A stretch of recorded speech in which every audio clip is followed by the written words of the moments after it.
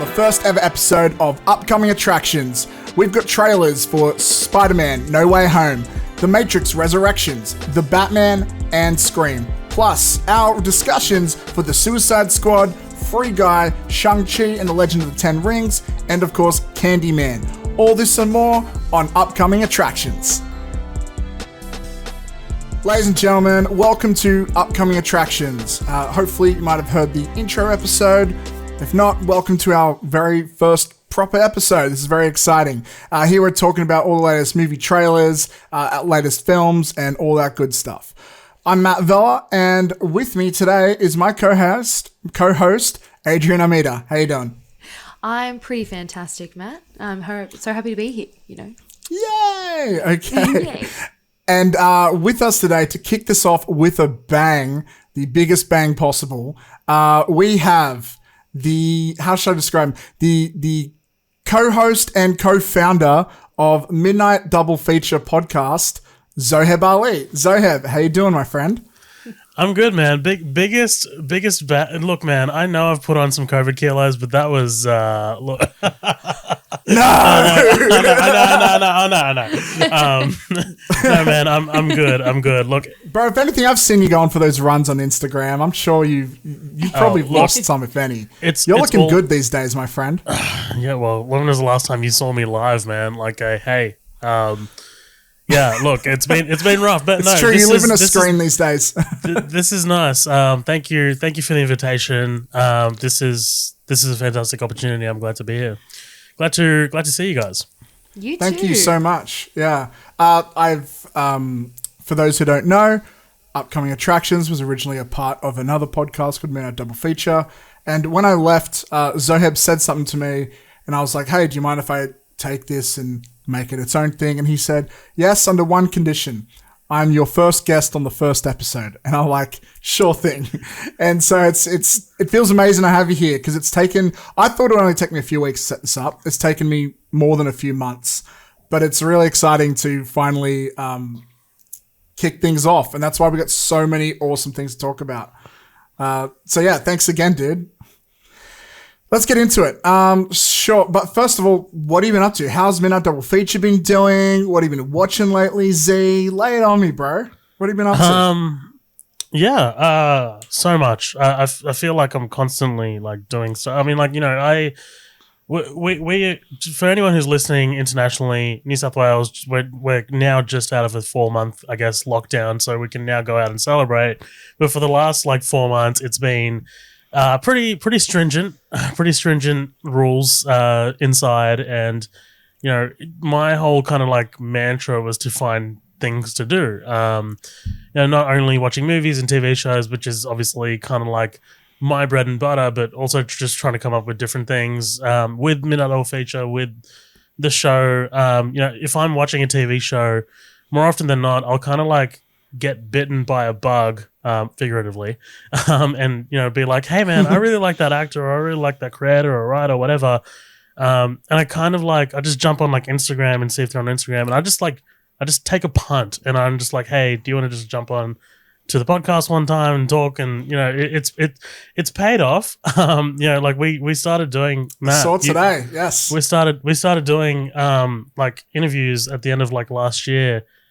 And I kind of like really enjoyed it and I loved it. And yeah, it's not that I'm like pivoting the show into that. Like, you know, that's kind of like a good little side project that I like working on. But like, you know, like we've got some pretty big people, and that's kind of like my sort of like goal that I've been like driving towards with that show. And, you know, with Colin and Danny as well, and yourself, Matt, you know, we've built the show pretty much from the ground up with like the Patreon and the supporters, and you know, it's kind of like it's become a routine, but in the best way possible. And you know, I've enjoyed it. I've enjoyed it from start to finish. Well, not finished yet, but still going. But well, like not only that, just today, yeah. you released a pretty big interview. You want to talk about that? Oh yeah, so we had I was gonna say David Ayres. Yeah, so Tony Ayres, he is the creator of the Netflix show called Clickbait, which was amazing. I enjoyed that show. Lots of twists and turns, and that was a great conversation because Tony lives in Melbourne, and they're currently in lockdown. Yeah, he's Aussie. It's actually an Australian production, which is kind of wild. That is so cool. It does not look Australian. Like they could convince you otherwise. That, yeah. And he talked a lot about the writing process because he wrote all the episodes as well. Talked about like one of the questions that I was really interested in asking him was, because the show is full of like twists and turns, how many, like, as a writer, how do you gauge how many twists is too much? Like, you know what I mean? Like, how do you know if too many twists would potentially turn an audience member off from the viewing experience? So that's something that I kind of like wanted to pose to him. And that episode came out today, Matt. You're right, and it was a lot of fun. I really appreciated Tony on that episode. It was awesome. But other than that, I mean, like, just hanging out with my girlfriend Steph. We're just the lockdown happened kind of relatively early in our relationship, so we're still like discovering how each other acts and things and stuff, and it's been fun. It's been fun for the most part. I kind of like I rediscovered my love for photography as well, which was awesome. Back when I went to uni with you guys, we did the same degree, the comms degree, which involved a lot of media arts production, and that's kind of when I picked up my first camera and first DSLR, and I've owned one for years, and then just before the lockdown, a couple friends asked me to take a photo of their baby, and I was like, all right, you know what, I'm not great at this, but let's give it a shot. And I liked it and I enjoyed it, and it gives me a really kind of like a zen kind of like moment, like there's no really stress about it or anything like that. It just kind of like really chills me out. I don't love the post-processing part of it as much as the actual photography, but I've kind of like grown that into like a little bit of a side gig, a little side hustle, and I've had some like kind of like hits here and there. Now that we're out of like lockdown, there's like people like setting up events and stuff, and they've been nice enough to reach out. So it's been good, man. Like just keeping busy in lockdown, I think was the big go-to for me. Yeah. Oh, for That's sure, my dude. spiel. I can so relate to that. I think video games is my main thing, but I did so many. I found like I was writing a lot in lockdown, but I got really sick of it because I was already at my desk for work, so I had to find ways about it and stuff. But working on this podcast in the background, it's been a lot of trial and error. Because I wanted to try a lot of new things, such as the video aspect. So. I'm glad we're out of it. I hope it doesn't go down again, but I think it was a big learning moment for a lot of people, including myself, and it was a great opportunity to try new things, use that extra time to do things. Yeah, fuck, talking about it is so depressing. Talking about lockdown is so depressing. 80, quick cheer us up before we go into stuff. What have you been watching lately? Any shows, anything exciting, anything cool? I have mentioned how I have been addicted to mini series lately. It just doesn't stop. Like you find one and then you read another top 10 list and you're like, limited all right, series let's watch another 10. Are so amazing, and they crop up so often. I love it. I love limited series. Good. Yeah. I never used to really watch them because I was too busy watching, 8 seasons of something else at like 3 shows at once. And then I don't know, it started from 9 Perfect Strangers, and then I was really into the whole mystery thing. And so it just spiraled on. I think I watched 5 miniseries in 3 weeks. I did that. I did The Night Manager with Tom Hiddleston. Thank you. Yeah, nice. That was so good. Not just because he's in it, but it was actually a really good show. But my favorites were The Outsider, which is the one that's based on the Stephen King novel. We should talk about that. We should talk about maybe God. not here. Maybe this is not the best forum because it's going to go on for like an 8-hour conversation. Fine. But yeah. Oh, I was obsessed. I watched that one in 2 days because I couldn't stop. And then My favorite of 2021 though was Midnight Mass, the Yep. Netflix Absolutely. exclusive. Binged that as well. Fucking Technically profound. 24 hours. Yeah. Yeah. Oh That's my god. great. Wait, oh shit. Can we swear on this? Sorry, man. Holy shit. Yeah. Okay, thank Fuck God. yeah. Thank God. It's me, dude. Come on. you know we're gonna swear. I just want to joke. like crazy. Yeah. To finish on a positive note, like it just explores death in a really profound way. Yeah. But I think I started at 6:00 at night. I thought it was a movie. For some reason, I didn't read enough to know that it was a miniseries. I was like, oh, that's fine. And then, oh my God, stayed up as late as I could with my mum.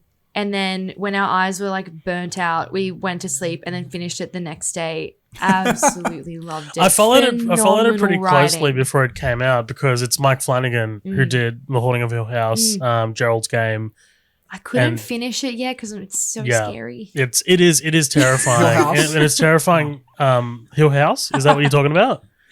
Or The Haunting on Hill House? Oh yeah. Yeah. The Haunting of Hill House is, because we watched Midnight Mass, and then I was like, you know what? Let me. She hasn't seen The Haunting of Hill House, and I'd seen it, and I was like, we got to move on. We got to pivot to this, and we did. They're both on the same level playing field because they both go into death as well. But Midnight Mass. I heard the creator. Sorry, very briefly. I didn't mean to hijack your spot, Adrian, but It's fine. he described it in the best way possible. He was like, I wanted to show you how easy it was to corrupt religion and belief systems. Oh yeah. And I was like, man, it was so I didn't hear that quote going into it, but now that's all I can see. Just how easy it is to corrupt. That's what a people great believe. way to sell it. I Absolutely. haven't seen it. I started to, but we were half asleep going to bed, and 10 minutes in, I'm like, oh no, this is the show I've got to pay attention to. It is very lofty. meaning to There's long get to conversations. It's very lofty, and there's very It's dialogue heavy. Yeah, huge dialogue. I wonder how long the script was because massive dialogue. That's what I was Yeah. thinking.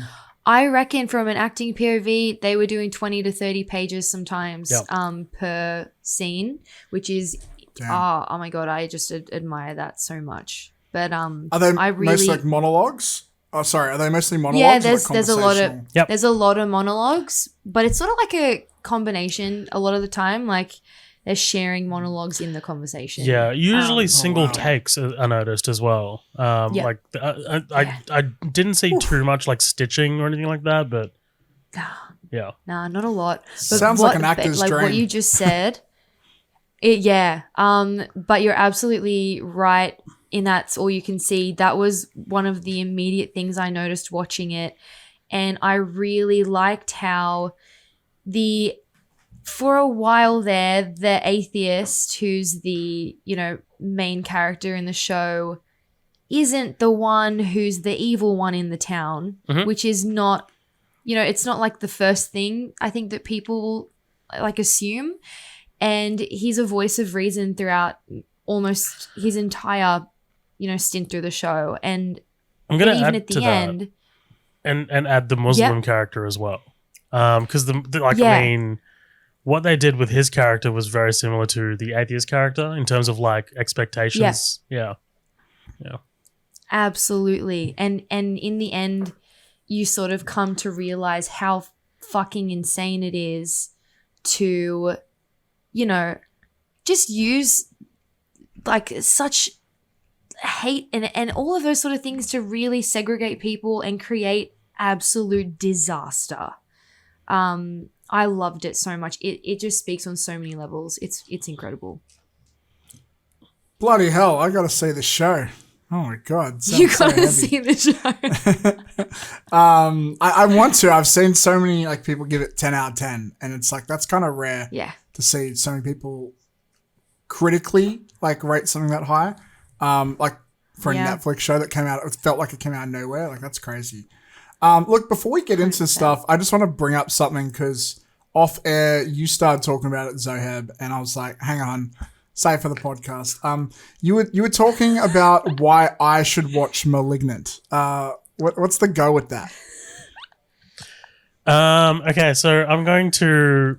I don't want to spend. I'm probably not going to spend too much time on this because it's not even out yet here in Australia. So, I kind of did a bit of a boo boo and used a VPN to access Colin, co-host of Midnight Double Features HBO Max account. Basically, Okay. I looked it up. By the way, it's completely legal as long as someone pays for it. Completely legal. Looked it up. Really? It is a movie. Interesting. Yeah. VPNs are legal, absolutely. They are. Malignant and it's tough. This is going to be a tough one. Malignant is a movie that fully embraces camp. And it's a movie that knows exactly what it is. I don't think it has a personality issue. Like, usually with like a lot of movies, you'll find that they're being serious, but when in fact they're not really that knowledgeable or in depth. But James Wan is enough of an established director, and he's shown us throughout his massive movies like Fast and Furious and Aquaman, but also his smaller movies like Insidious and I guess whatever Dead Silence or The Conjuring. That he knows what he's doing, and I don't think I don't think there's these elements of camp in there that's just kind of like it's Tommy Wiseau's The Room camp, like where it's like accidentally Yeah. camp. I think it's everything he's showing you is No, it's so interesting that you say that because I was literally thinking about this last night. I don't know why. I haven't seen *Malignant* yet, but I was thinking about James Wan. And we've done a few test episodes. We might release them later on down the track. And we talked about upcoming films. And I was talking about James Wan with *Malignant*. And I was saying how he's a very interesting director in the sense that the way he adapts genre, he goes all in to a point where you could actually call it campy. But he owns it in a way that like you're not like you accept it. And it becomes part of the reality of that world.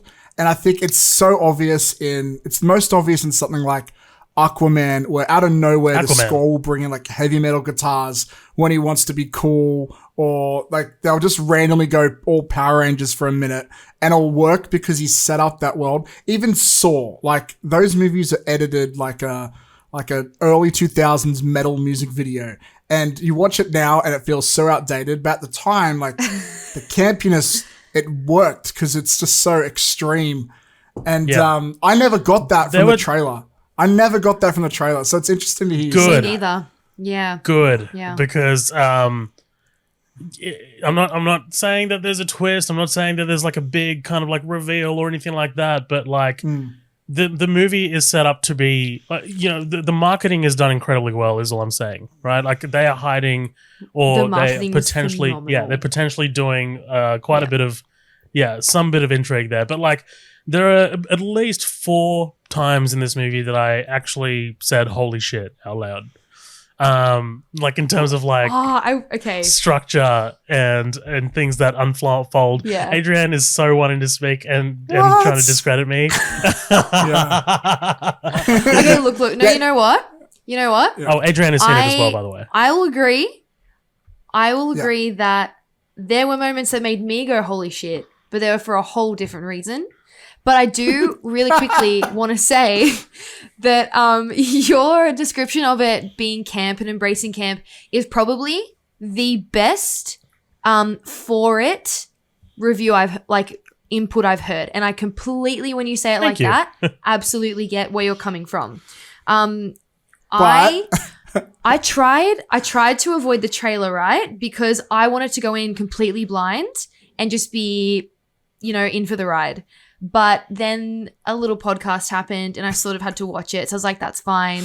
I was blown away. I could not wait to see it. And then it started like the first 10 minutes. Yeah, I think there was like, I was like, oh my God, like I'm really, really scared. I'm shaking in my boots. And then as it progressed, okay, so I'm a big Saw fan.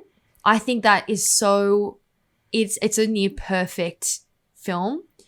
And Insidious, without it's my favorite horror movie of all time at all, that it scared the living Really? daylights out of me, and it still is one of the most frightening pictures I've seen for sure.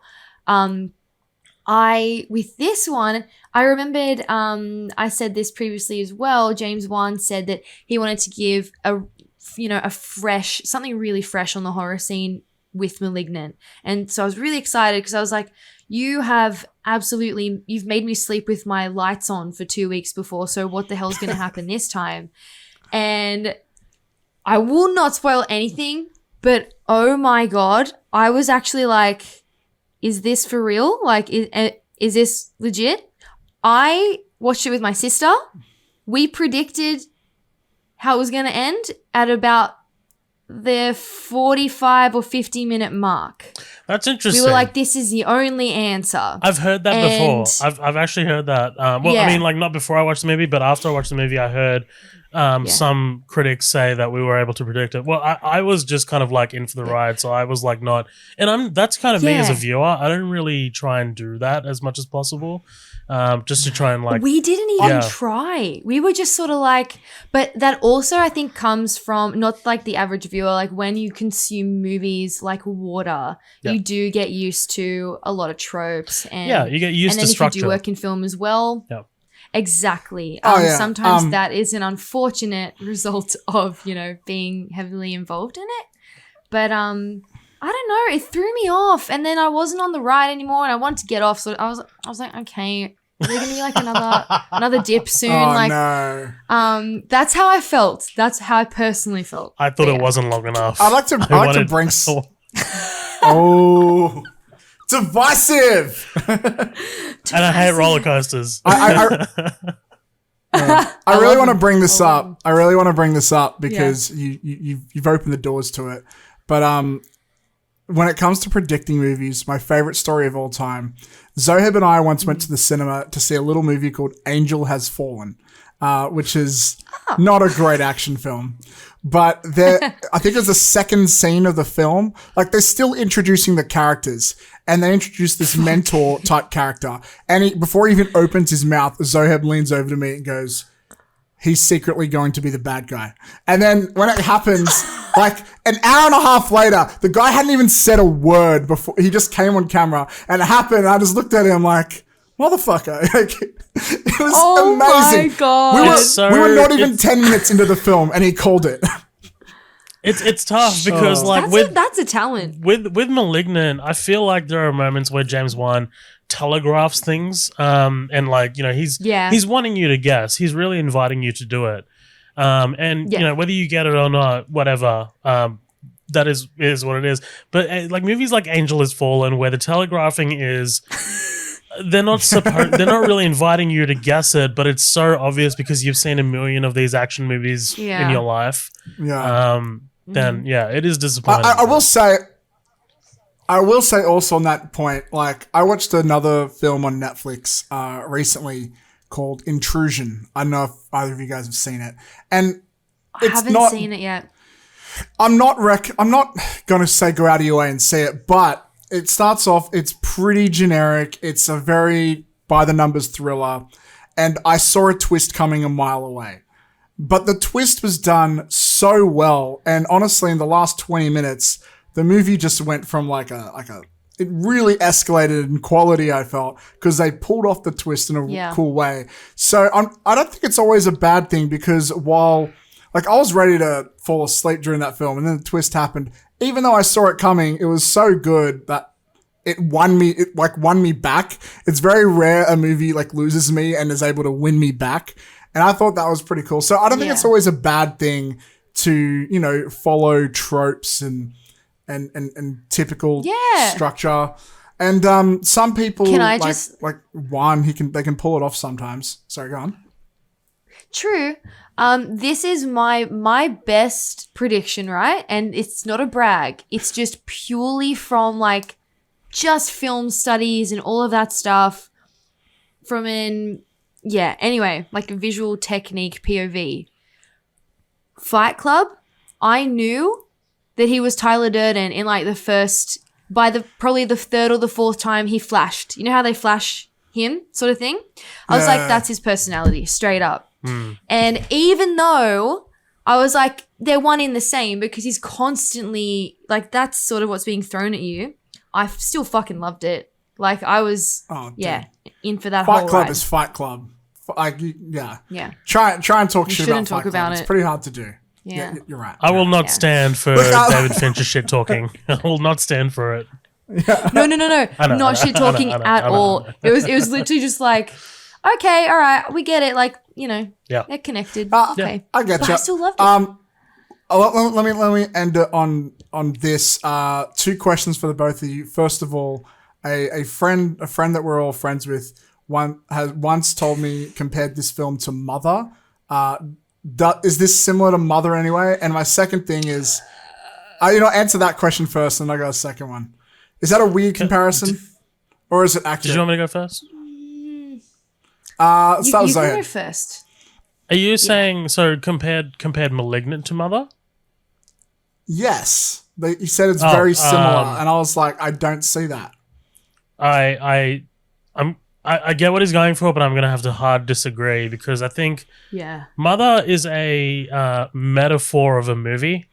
If anything, Midnight Mass is closer to Mother than Malignant is. Malignant is not Okay. a metaphor for anything; it's just pure entertainment. Whereas like Mother.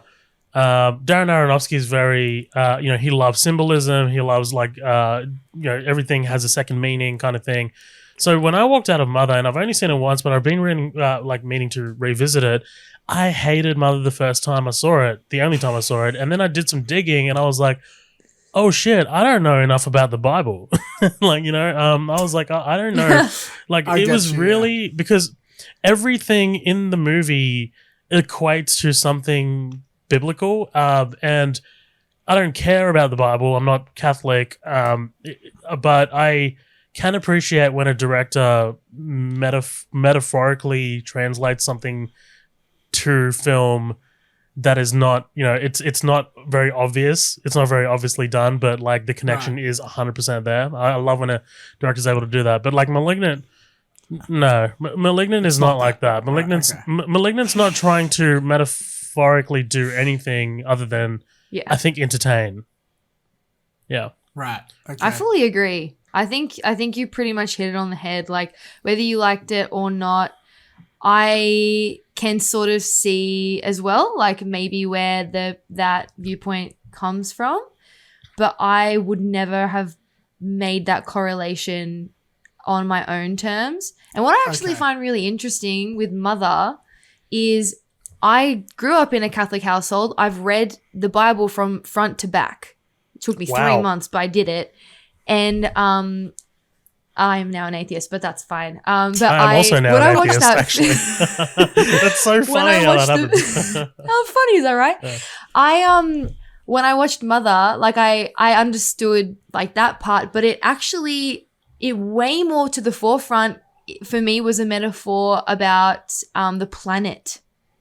That's what I took out of it. I saw that comparison as well. Yeah, absolutely. So there you go. That made me think like a lot. Yes. But Malignant, it's pure entertainment. It's not. I mean, look, Transformers is not supposed to make you think like like a intellectual, right? It's Malignant, and I'm not saying that it's on the same quality level as Transformers, but that's the style of movie you're getting. It's just popcorn entertainment, and it's by the large. But Matt, before you go in, buy the largest popcorn you can this Thursday when you go see it, or whenever you do go see it, because it's out this Thursday. Because you're gonna want to consume that shit when something happens in the movie. Okay. All right. Noted. I've just realized how we're doing for time, which is not great. So let's move on. Let me find a segue. Okay, I got a segue. Well, Mother's all about some metaphors and philosophy. Something that also dives itself really hard in philosophy is The Matrix. That is a very bad segue, but I'm gonna let me go ahead and stretch this one out. Yeah, I really had to reach for that one there. Anyways, The Matrix Resurrections. I've said this before. The Matrix is my favorite film of all time. I'm very excited for this trailer, but I'm curious to hear what you guys think of this. let's start off with our special guest, Zoheb. Zoheb, what are your initial reactions from the first trailer for Matrix Resurrections? Yeah, so Warner Brothers had a big like launch campaign for this trailer. They were really hyping it up. You know, there was like this big, there was a YouTube live video that was that was counting down for the premiere date, and I stayed up and I watched it because I think it was only like 10:30 or something Australian time, so whatever. The first thing that struck me, and Matt, you probably knew this because of the conversations that we've had, was the music. I typically love score in trailers over licensed music. That's always kind of like been my thing. I remember the first Dune trailer I didn't really love because it was licensed music, and the second one I just loved because it was all Hans Zimmer's score.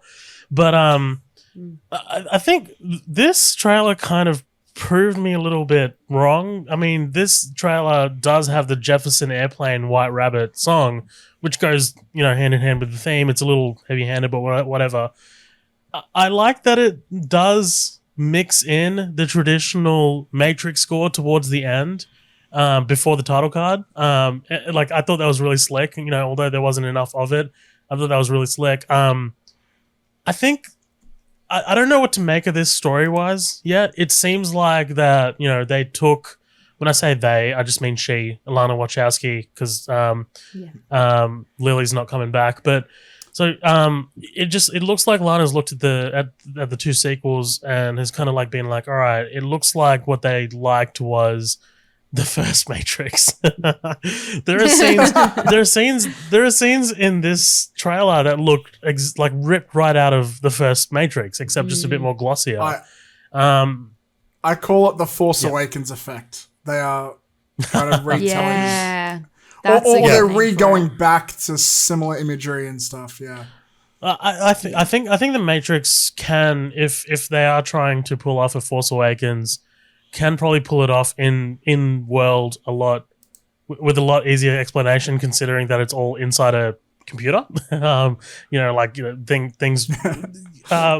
Goddamn, what's the? How am I forgetting the black simulation? Deja vu. Like they can vu, like literally deja vu is a plot point in Matrix. So I mean, the fact that we're talking about deja vu right now, it could be on purpose. But anyway, so I think it looks good. Action wise, it looks fantastic. I love Yahya Abdul Mateen. He is amazing in everything I've seen him in, including Candyman. He's amazing in everything. And I, when I heard that he was going to play Morpheus, I was like, okay, cool. That's a good choice if Lawrence Fishburne's not going to come back. But I also think that in story that there is something happening with Morpheus. I don't think it's supposed to be the Lawrence Fishburne Morpheus. I don't think it's a straight recast. I think there's something different going on here. Like Neo looks like John Wick. Neo, Carrie-Anne Moss looks like Trinity. It looks. I love the way the trailer's cut together. I think I really appreciate.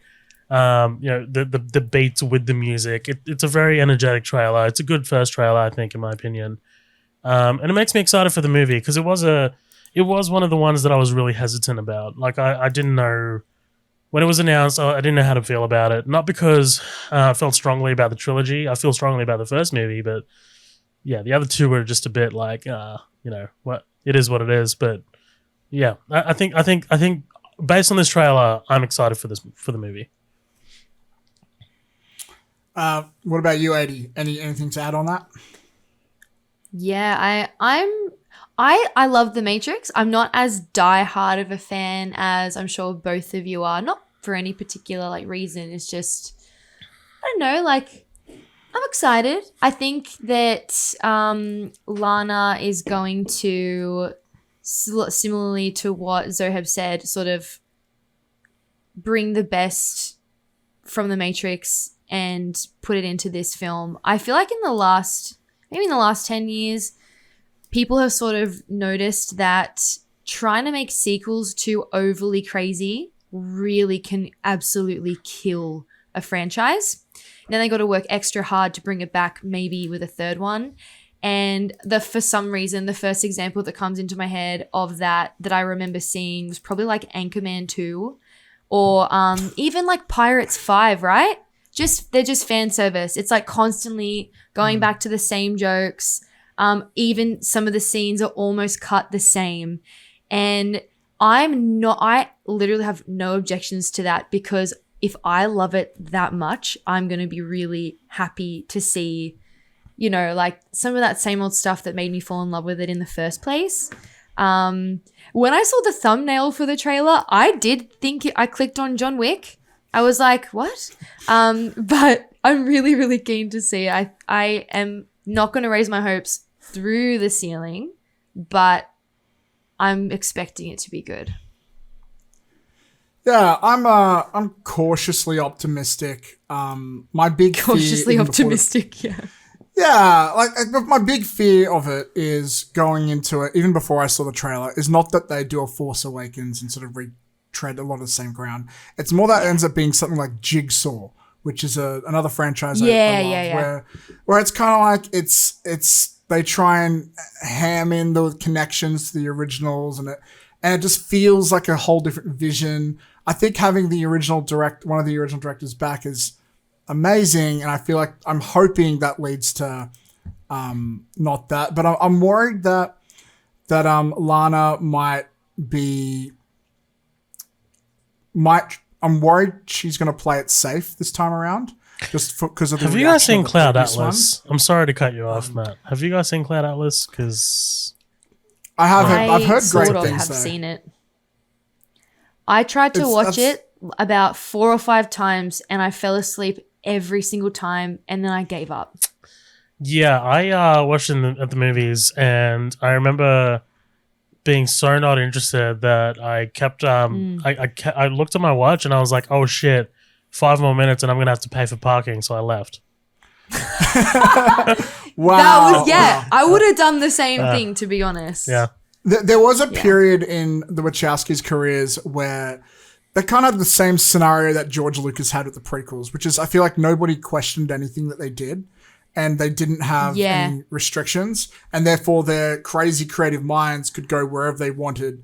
And you know that saying, if you open your mind too much, your brain will fall out? I think their brains fell out a little bit.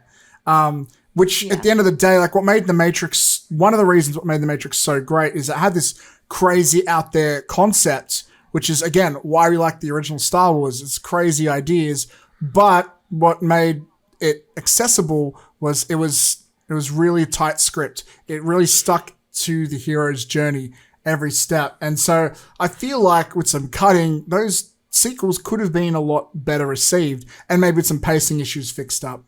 I reckon it's also the fact that even though it's a crazy idea, it's sort of tangible. I don't think that it's like entirely impossible. That's sort of what makes it so iconic.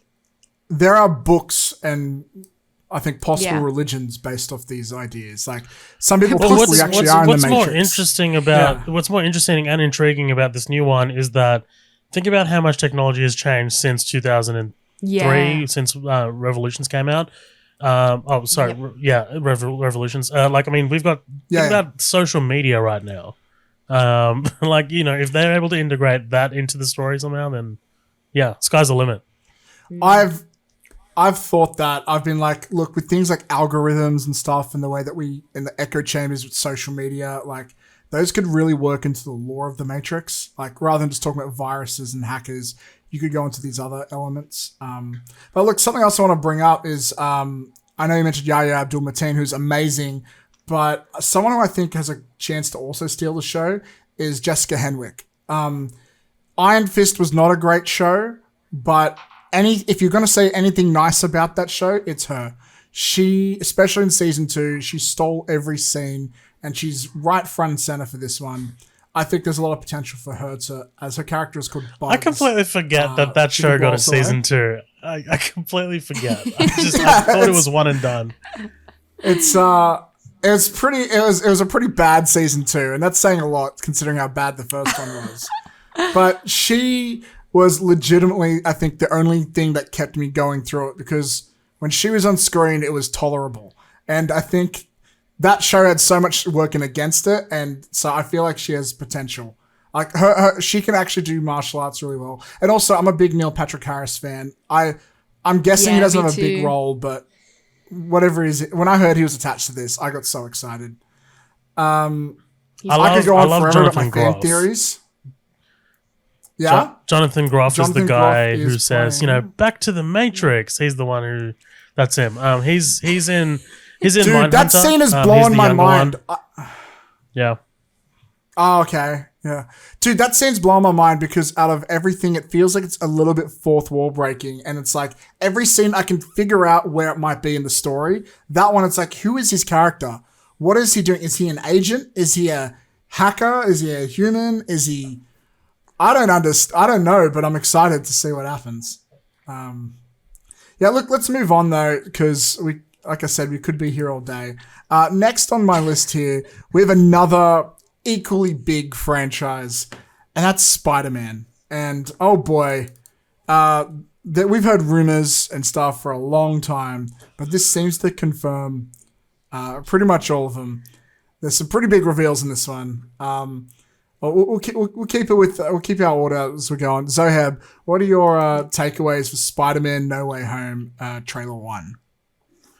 I'm sorry to discredit you so early into my thoughts, but I don't think it reveals that much. I mean, other than Dr. Octopus is in it. I mean, like, like he was the only one who was confirmed by like Feige, by Marvel, whatever. And he did like sit in interviews and he was like, yeah, like, I'm back, whatever. Like, there's still that big running operating rumor that Garfield and Maguire are back, and I don't know whether to buy into that yet. I don't know. I haven't seen anything. It's all just whatever's out there on Twitter. I'm not believing. It's very much like COVID misinformation. I don't believe any of it. I'm kidding. It's a great comparison. It's a lot of misinformation though. Yeah, there is a lot of misinformation out there, and I don't know whether to believe it or not. But I think this movie. Like I don't know about that first trailer. I thought it was good. It was a good. You are the trailer. least hyped I've ever heard anyone. Like, this is amazing. I know. Everyone's losing their mind, and you're just there like, it's all right. I know. Maybe it's because I know Marvel have spoiled me at this point, but I enjoyed the hell out of Shang-Chi. Maybe because it was relatively original.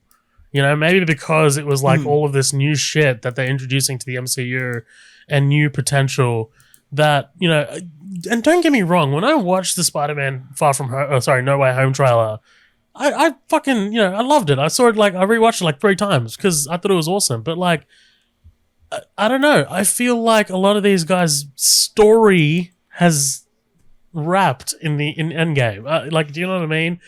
Yeah, and sure, it was only Tony Stark's and Steve Rogers' story that's really wrapped. But now that I've seen this giant climax featuring Spider-Man and Doctor Strange together, I just feel like, okay, Shang-Chi is like the new whatever.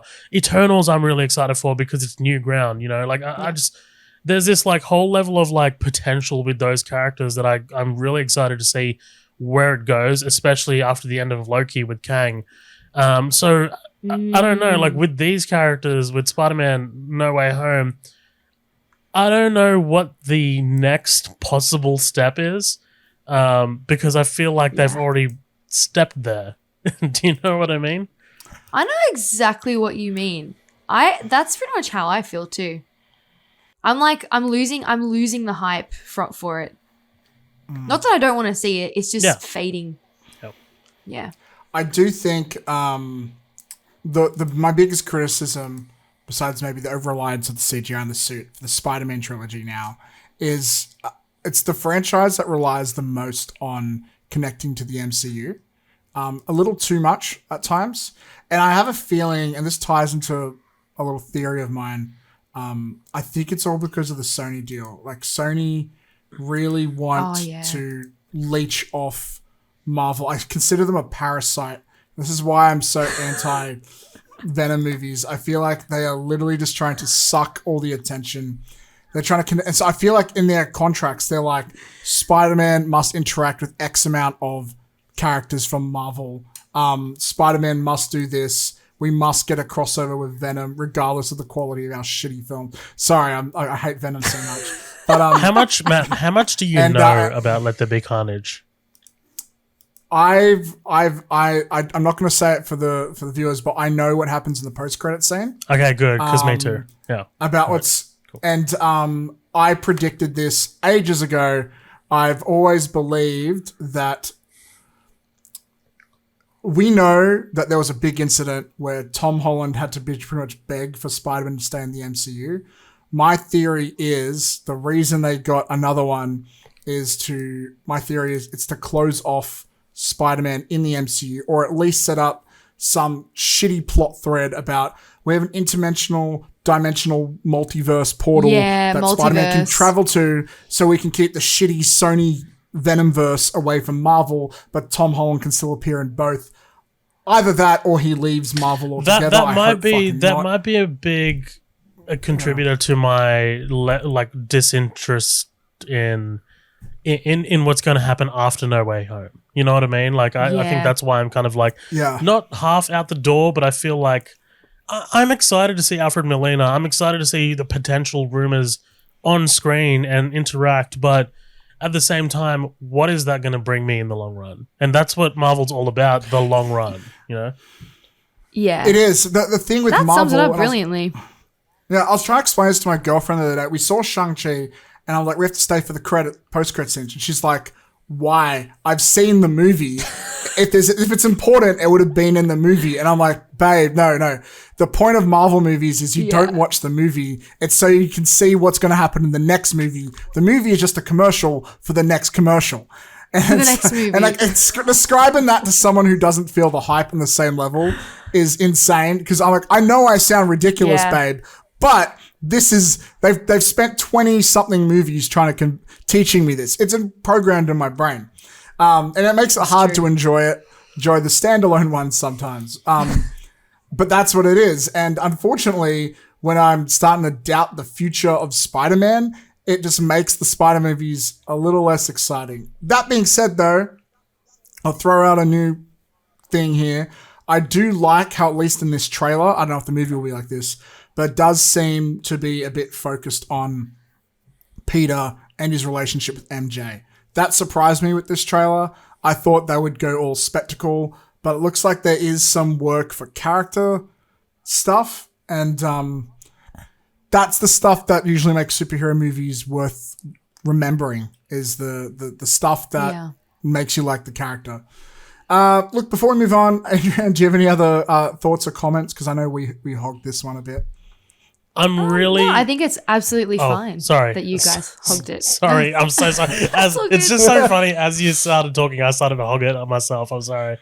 The only sentence I was really about to say was, I'm desperately trying to find the next Steve Rogers to follow. Do you know what I mean? Like, I don't. Yeah. There's no. The heart of it. The heart of it's left for me right now. I'll still stick it out. I'll still absolutely buy the tickets. I'll still be amazed whenever the spectacle happens. But the rabbit that they pulled out of the hat with Steve Rogers, for me, like it's I don't know if it's going to happen again. Yeah. It was a really great character. Unfortunately, it felt like they kind of had that a little bit with Chadwick Boseman, and then unfortunately, you know, we all know what happened, unfortunately. But which does make me excited to see how they're going to treat that in Wakanda Forever. But yeah, like when you see like who's left, like I know Doctor Strange is being really pushed front and center, but he's the next. If anything, he's the next Iron Man. He's not the next Captain America. I really love Doctor Strange. Yeah. Same. He really was an unexpected. I remember going to see it because, you know, you're invested in Marvel. It's a thing. You're like part of the family. And I walked out with my jaw to the floor. Yeah, I was really obsessed. That's still one for me. I will absolutely be front and center for. I don't know, I think maybe just with Spider-Man, it's just the fact that like we've already had back-to-back 3 different trilogies, and I can find great things in all of them. But yeah, I don't know. I'll still see it, but I'm not going to be like, I don't know. I don't really have any expectations at this point. This conversation makes me sad because Spider-Man is my all-time favorite non-fictional character. So, like, it sucks that we're talking about it like this. And Tom Holland is good in his role. It's just, he is. I hope they handle this right. There's a lot of opportunity to fuck this up, but there's a lot of opportunity for fan service too. But nowadays, a lot of movies, they're relying too much on fan service. Maybe the lowered expectations are going to make it fucking incredible for us, and maybe there will be all three of them coming back. That'd be pretty cool. I love your optimism. At this point, I don't. It's really hard to. Sorry, Matt. This is gonna be the last point. I know you want to move on. It's really hard for them to pull off something that hasn't been guessed. Do you know what I mean? I feel like there's things out there.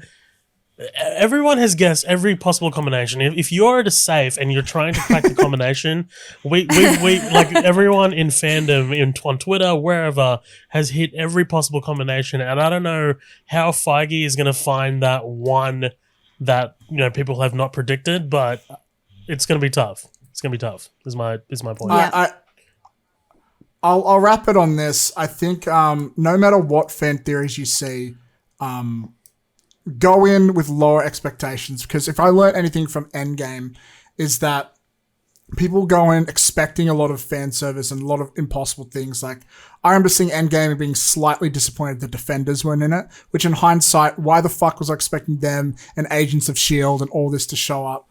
So I think, that's like... Maybe we... Yeah, but maybe we do get Andrew Garfield and Tobey Maguire, but maybe it's just only for one scene, There's no reason for us to believe they're going to be there for the whole thing, But let's move on to our last superhero trailer for today, and that is the Batman trailer 2. It just got released at DC Superdome. There were some other trailers like The Flash and stuff, but they were kind of like sneak peeks. So let's get into this one because they revealed. I don't know. It's just such a beautiful thing to look at. We'll go back around the circle. Actually, no. Let's switch it up. Adrienne, you start us off. What are your initial thoughts and reactions to this? Holy shit, give it to me right now. I need to see this movie. I cannot wait a single second. I was one of those, I'm so ashamed. Like, I forget how good of an actor Robert Pattinson actually is, right? Like, I've seen him in a lot of films. He's pretty fucking fantastic. Good Time. Oh my God, he's just so good. But when they cast him as Batman, I was like, oh, are they gonna like Ben Affleck this again? Like, does he have what it takes? I just wasn't a fan of Ben. But then when the first trailer dropped, I was like, holy shit, I'm a fucking idiot. This is gonna be amazing. I don't even know where to begin. Every single thing about it made my eyeballs explode. And I have a lot of faith in the cast. I really think oh my God, it's just top notch casting. Zoe Kravitz is going to be so good. She just time and time again proved herself as an actress. Paul Dano, Andy Serkis. Circus. Oh my God, like it just Circus. Sometimes people say Circus. It's really weird. But I'm really keen. Suckers. The visuals. The visual, good one. The visuals, as dark as I'd hoped, especially since the last serving of Batman that we got. So, yeah, I'm all here for it. I won't give you a nickname. I'm sorry, Zoheb. I almost went there. I feel like I'm the only apologist here of the Snyder Cut because I really enjoyed the Snyder Cut. But I mean, like, look, I wasn't invested in it or anything like that going into it.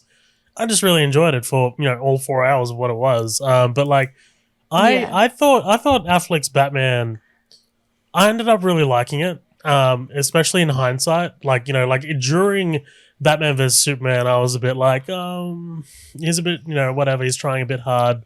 I thought, the action sequences with him were probably the best put to screen. And then what he did in Justice, I like Zack Snyder's Justice League really made me like him. But then This fucking movie. This movie's been rumored for so long. You know, like Ben Affleck Yeah. was supposed to direct and star way back in the day. And you know, this has evolved so many times, and I could not think now of a better director than Matt Reeves to direct this, because man, War of the Planet of the Apes and Dawn of the Planet of the Apes are So good. two incredible Yes. movies. And if you have no confidence in, I know a lot of people out there are a little, you know, they're a little trepidatious about Robert Pattinson. That's completely fine, because a lot of people are really, yeah, they only know him from Twilight, which is fair enough considering Yeah. how massive they Yeah. were, right? And how little his Yeah. other movies are. I mean, like, some people are just like, what the hell's a lighthouse, you know? But Yeah. when people say, I don't know about Robert Pattinson, I'm like, okay, but have you seen War of the Planet of the Apes? Have you seen Dawn of the Planet of the Apes? Like, you know, so I think, Yeah. you know, whether it's one or the other, I think it's a winner. You know what I mean? Like, you know, Yeah. it can't, I doubt it's both. That's negative. It's likely that it's both. That's in the positive. And, you know, both of them are going to really prop the other one up. Like, I think Matt Reeves is really going to elevate Pattinson. I think Pattinson's really going to elevate Matt Reeves' direction. You know, this trailer, fuck, I really enjoyed this trailer, but I think I like the first trailer a bit more. Yeah.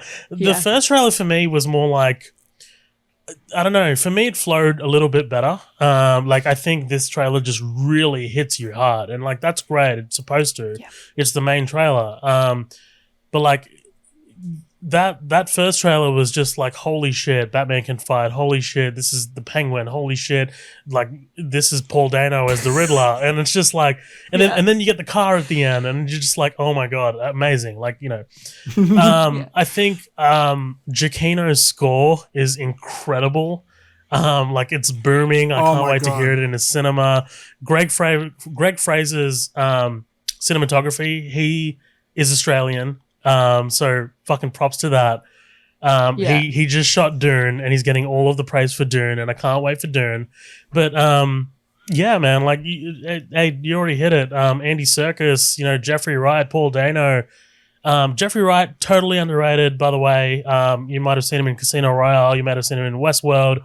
He's playing James Gordon. I can't wait. Paul Dano, you might have seen him in Prisoners or Looper or There Will Be Blood, for God's sake. Like, you know, this guy, Yes. this guy needs a big moment to shine, and I think this is it, because it doesn't get much bigger than the Riddler, especially in this Seven David Fincher-esque version of the Batman that I really can't wait for, because it's way up my alley. The trailer is really, really propulsive. Like, it just, you know, once it starts, it doesn't stop, and it does exactly what a trailer needs to do to get you hyped. I showed it to my dad yesterday, and I'm like, I'm like, Dad, put your phone down for 2.5 minutes. Let's sit down and watch this. Watch this. And then, like, you know, like the title card comes up as, you know, that upside down shot. It's gorgeous. And I turned to my dad. I'm like, what did you think? He's like, holy shit. But yeah, it was, I can't wait. I'm really excited. I haven't been this excited for a Batman movie in a very long time. You know, The Dark Knight Rises was what it was. It's not my favorite. It was good. I was really hyped for it based off the success of The Dark Knight, right? And I think a lot of people were a little bit disappointed, but like, I think everything aesthetically, everything that Matt Reeves seems to be doing with this movie looks like he's going to knock it out of the park. Yeah, man. Like, Matt Reeves, he's there's not a lot of directors out there that I think could give you, I guess you could call them like sophisticated blockbusters. Like, Chris Nolan comes to mind, and there's probably a few others as well. But it's like they could be popcorn blockbusters. You know, you could eat your popcorn. Anyone, people go on the drives, but like, it could also, like, it's got this level of filmmaking that it just doesn't feel like another generic Dwayne Johnson film. No hate to the homie, but still, it feels like it's artistic.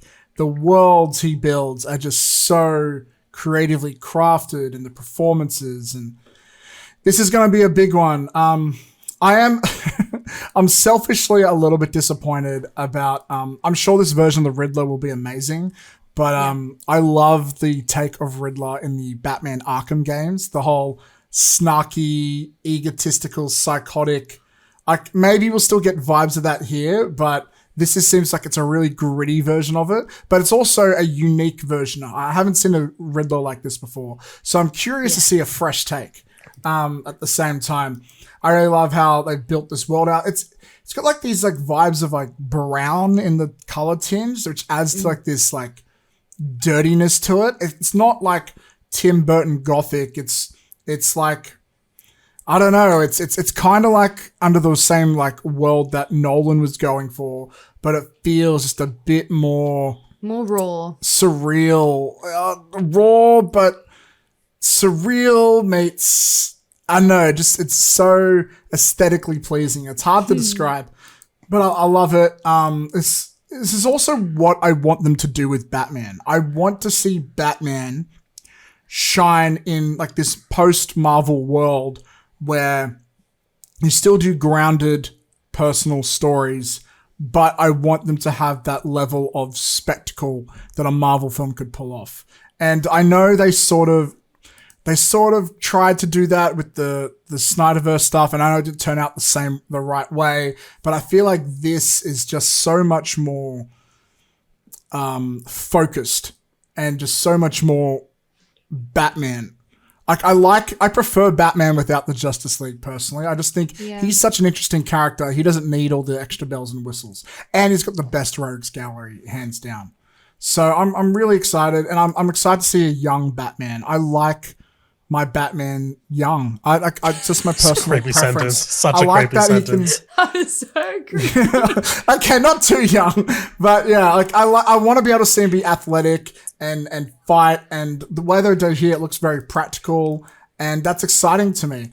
I honestly think Pattinson has potential to be my favorite Batman. He has potential. I'm not saying he is because I haven't seen the movie, but I can see it happening, and that's exciting. Can I just quickly point something out? Sorry, man. I think we might have a little bit of a delay, so I just keep jumping over people. I'm so sorry. But anyway, Colin messaged me after the trailer, and he pointed out something that was hilarious to me because I found it hilarious too the first time I saw the trailer. It was baffling to me that Warner Brothers chose the first time that audiences will experience Robert Pattinson's Batman speak in the suit is behind muffled glass. Like when he in this trailer says, "What did you do?" I was like, why was that the choice? Because like I could barely make it out. I was like, what the fuck did he say? I don't know. Maybe that was the point. Maybe. Well, he did speak in the other trailer. He had, what was that last line? He's like, "Who are you?" He goes, "Vengeance." Oh, sure. Yeah. At the end. But like, yeah, you're right. It's a little bit odd. I think it's also, I'm not going to say it's weird, but I think it's an interesting choice how the Batmobile here, it just looks like a it looks Cadillac. like a fucking looks Impala. like the old I'm here 60s. for it, dude. I'm fucking here for it, man. It looks like something slapped together in the second year of being Batman, and that's exactly what it is, right? I mean, like he doesn't. Yeah. Anyway, but I'm sorry. I actually find it refreshing. In this age of like, you got to sell the action figures and toys, and you know we've seen it be a tank, and we've seen it be a spider. I think was it a spider in Justice League? It was some weird mechanical shit. It's nice to see something that could be just a little Matchbox car.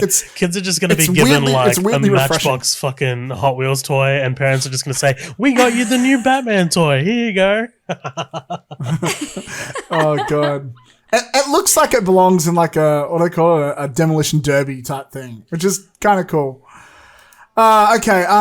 Last trailer for today, guys. It's finally dropped. It's just big franchise after huge franchise today. But Scream. It's not Scream from 1996. Scream from 2022. It is the latest in the franchise. You've got a lot of the original stars coming back. I know you're a pretty big fan of Scream, dude. Zoheb, what do you think of this one? Yeah, well, I mean, I'm still not sure about this title because I don't know why they commit to this all the time. It happened with Halloween. Like, I mean, it doesn't make sense if you're a sequel and not a reboot, and this is very much a sequel. So is Halloween. Then like, why commit to the title? Like, I don't like this should be called. I mean, like, I don't know what the title is, but I mean, Five Cream, five Cream. Let's get it going. I have a theory about the title. I have a theory about the title and why it's called Scream. I'm probably wrong, but like, Scream is often Meta. Commentary on horror. Yeah. Meta, and like that seems to be like a new trend. So I'm wondering if it's something to do with that. But the problem with that is Scream 4 was all about reboots and stuff. And if this is like another reboot, so it's like, how do you not double up on what you did before? Yeah. But there's could be also this case is it could be possible that the studios think that the Scream franchise does not have enough brand recognition. People don't remember it, so they don't want to scare people off by adding a 5 behind it. I'm interested. Which is possible. I'm interested to see what happens. Like this is, for me, the biggest part of this that's exciting is the directors, Matt Bettinelli, Olfin, and Tyler Gillette, who directed Ready or Not. It's going to be interesting to have a Scream movie without Wes Craven. I think that's the biggest kind of like, hey, that's a really interesting moment for me. I love the first movie, obviously, revisited it again last week. We're going to cover it on Midnight Double Feature soon. I really can't wait. Scream 2 is great. Scream 3 is great in a different way. Very, very, it's shit, but it's great in a different way. But Scream 4 is good. It's decent. I enjoy it. Okay. Yeah, look, the trailer, there's really not that much to pull away from it, I think. You know, it's a very sort of generic trailer, like in terms of structure, in terms of like just what it's showing us. There's no, obviously, yeah, it's nice to see them back, you know, the Holy Trinity, as it were. I don't know. I don't know what to think of this movie yet. This trailer did nothing to move my interest. And I think if you are a trailer, if you're a marketing department cutting together a trailer, I think that's an ultimate failure. I think that's the worst possible outcome.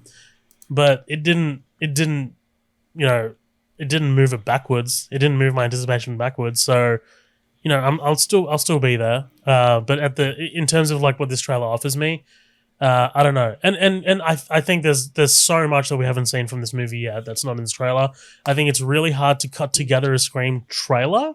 You know, if I was working on a Scream trailer, I guess cutting department, it'll be really hard. It'll be really tough to try and sell one of these movies, I think, because that's the whole the climax is the whole shebang. That's the whole conceit of these movies. Well, yeah. I would argue that there's another selling point for Scream franchise, which is mysteriously missing here. Which I'm surprised because I thought it would be the number one thing to go to in this day and age. That's the meta commentary. Like with the age of Deadpool, that is the big thing. And this trailer has absolutely none of that. I'm not going to say it's weird, but it's surprising that they're focusing more on the horror aspect. Yeah. Like they're selling it like a straight up horror, a straight up slasher. They're not selling it as a comedy, which is surprising considering Ready or Not was so funny. I'm sure those moments are in this film. I'm hoping they're trying to, like, you know, save them or something. But I was very surprised to not see that here. I agree. And I forgot to say this earlier about The Matrix, but something that they didn't do in that was when you think of The Matrix, you think of slow motion, you think of 360-degree shots, you think of slow bullets moving through the air, you think of bullet time. And they didn't have that in that trailer either. Now, these are both trailer they ones, did. so maybe they want to reveal that later. They had it a little bit more than Scream has meta. Yeah. Okay, yeah, good point. They did have a little bit, but it wasn't like the main focus. It wasn't the big thing before the title. And I'm surprised with both of these. I'm really hoping that in both they're like saving that for the audience.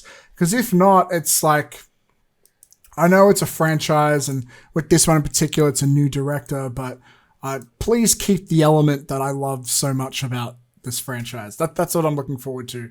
I'll say one more thing about Scream that I love and that I'm glad they're continuing here is that it's the only slasher franchise I can think. Oh, maybe Halloween is a bit of an exception. There's not a lot though, where like the main cast continue on.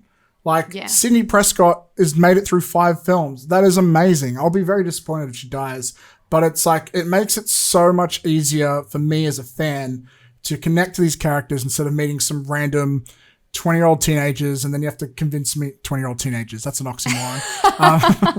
But these random like young kids that I have to learn to connect with and relate and learn their hopes and dreams, and then feel emotional when they die. It's a lot to set up, and of course you have to do that with every film. But I'm so grateful that I have the characters that I fell in love with in Scream 1 still with us today.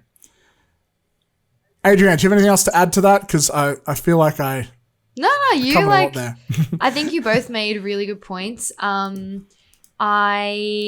I felt like there was the teeniest little bit of a hint to comedy because Sydney's like so aware that like here we go again. Yeah. So I think they'll still keep some of it. I'm keen on the new like the sort of updated visuals. It looks a bit, scarier and sleeker. And I actually liked the fact that it seemed a bit more serious. I wasn't expecting it. When I saw Scream 4, like the whole audience was laughing like all over the place, even though it was, like it's Scream and everything else. But like, I really liked that take on it. I'm keen to see it lean into that a little bit more. I sort of want to be on the edge of my seat. I mean, like that's what the whole thing's about. It is sort of like being on a scary ride. That's what makes it fun, but I'm keen on this. I think it's going to be really good. I was not disappointed with the 4th one, and I just haven't really been paying attention to, or like keeping up with this franchise for some reason. So when the trailer dropped, I think I had like read about it being in production a while ago, and it sort of like dropped off my radar. And then when I watched it, it popped up on like the YouTube notifications. I was like, damn, son, I'm really keen to see this. Look, it's a good thing you haven't been keeping up because they had 3 horrible seasons of an MTV show. And I have heard that, and I've heard that the marketing department is working really hard to distance themselves from that. And rightly so, because they are fucking terrible. I tried to get into them. Oh, no. So bad. My last thought, I'll just throw this out there. And if we can get this trending, it could be a thing. But I'm loving seeing David. Is it Arquette? I'm loving seeing Dewey. Arquette. Yeah. I'm loving seeing him in this grey beard. Hashtag Daddy Dewey. Get it trending. I fucking hate him. Daddy Dewey. I hate Dewey. I'm sorry. Dewey is my least favorite character in the entire. You know what? There is a moment in this trailer that flashes by really quickly, and it's Gail Weathers just kind of like reaching out, and she's like being held by Nev Campbell, and I hope she's crying and reaching out to a stabbed David Arquette as Dewey, because man, I hope he does. I hope he bites goodbye. Let's see. We'll see. Like maybe it could happen. It'll be pretty damn funny. No, watch out. It'll be like the ending of Scary Movie where Dewey's the killer. That'll be good. What if I called that? What if I was right? I would lose my shit. That'd be so funny. I love that movie. Oh my god. Look, guys, it's a classic. Spoiler alert. The discussions about the following films may contain spoilers. Candyman, Free Guy, Shang-Chi and the Legend of the Ten Rings, and James Gunn's The Suicide Squad. For the time codes to skip these, please take a look at the show notes. You've been warned. Look, guys, let's keep the ball rolling and move into our discussions. These are the movies we have seen. We're going to be covering a couple today, but let's keep the horror train ride going and start off with a movie that I haven't seen. And we almost didn't cover this, but you guys thought it'd make a great conversation. And so let's talk about Candyman. Do you want to talk spoilers or no? Do you need to talk spoilers? What do you reckon, Zoheb? I don't know. Maybe not. It's up to you. So it's been out in the States for quite a while. We've had it in Australia for a while too. Maybe yeah. But I mean, like, there's nothing really that I'm going to. I don't really spoil things like willy nilly. So, it might come up in the conversation accidentally, but yeah, just be aware, I guess. All good. Let's get into a full spoiler talk for Candyman. So who wants to start kick this? Okay, you guys, from my understanding, have very different opinions. Zoheb can go first. He can let's start with the positives, I guess. Yeah. Zoheb, tell us about Candyman, your experience with Candyman. Well, I went into this completely blind. We watched it last night. I've never seen any of the Candyman movies. I know that Tony Todd is the Candyman. I mean, like, Tony Todd's... For me, I know him from the Final Destination franchise. He's the one who, like, always warns you about death and, like, death's rules and things like that. So... going into this movie completely blind, but only knowing that it was directed by Nia DaCosta, who is now directing The Marvels, which will be really exciting, but also produced by Jordan Peele, who is an incredible creator. I knew that it was going to take a sort of a racial angle. I knew that it was going to take a bit of a sort of a social justice angle. And, that's not something that really... that's not something that I really bump up against in media anymore. Like, I kind of like, unless it's like really, really forced, unless it's really forced, then I'm just like, I don't really know about that. But like here, I love the idea of Candyman not being a individual man as a specter. He's more of an urban legend. I actually really enjoyed that idea that, like, the more that people talk about it, the stronger it gets, the more that it's able to, I guess, manifest. Because, and it's tough to talk about this without bringing the real life themes into it, but we're just going to have to do it. For me, like, and this is kind of like being at the forefront of my mind, but something that I really get annoyed at is misinformation. We already talked about it briefly in the podcast. Misinformation right now is everywhere. Whether it's like it's on social media, you see people sharing things that are half vetted or not even vetted at all. People are just like sharing things without doing any kind of research into it. They're not doing their due diligence. They're just going ahead and just pressing one button, right? Which reaches more people, which then reaches more people, which then reaches more people. I don't know if that was explicit commentary that they were trying to include that in Candyman, but that's kind of what was going on. People are talking about things that they don't really know about, or people are passing on things that they don't really know about, they don't have enough evidence on, and it ends up killing them. It ends up hurting them. And I thought that metaphor was really powerful in the world that we live in currently. As for the other angle, which is the George Floyd of it all, because that does come into it, I went into this because I knew that it was written before that event. I knew that it was actually written a couple of years ago, before last year's George Floyd riots, before his murder. So I think it was just a victim of timing. I think it was just more of like hey, this happens in society. And it sucks that it happens in society, but I mean, this is how hatred spreads. This is how vilification spreads and victimization spreads. And I thought, the movie structurally is a bit tepid. Like, I was like, at some points they introduce new elements, and I'm just like, I'm a bit confused here. I don't know what's really going on.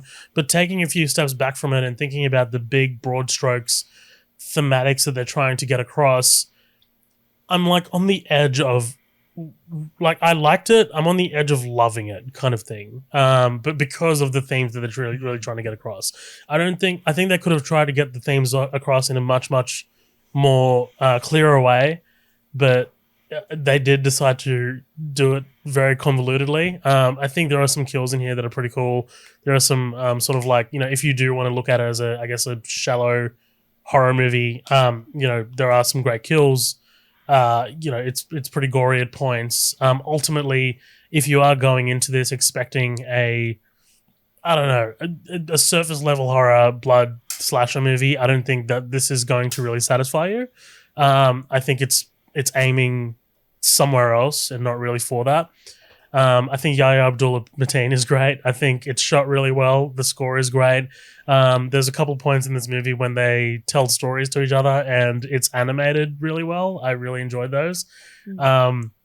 ultimately, it makes me really excited for Nia DaCosta and where she's going to go in her career, because if this is kind of like her first big movie, I'm really excited what she does with the Marvels. And I think, this is just another kind of Infinity Stone in Yahya Abdul-Mateen's kind of like gauntlet, because the guy just knows what to do. And also, Teyonah Parris is in this movie. She was in WandaVision.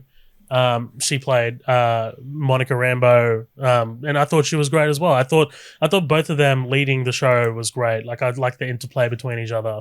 I just think that this movie is trying to appeal and tell a story that doesn't fit the traditional confines of what people might be going out to watch this movie for.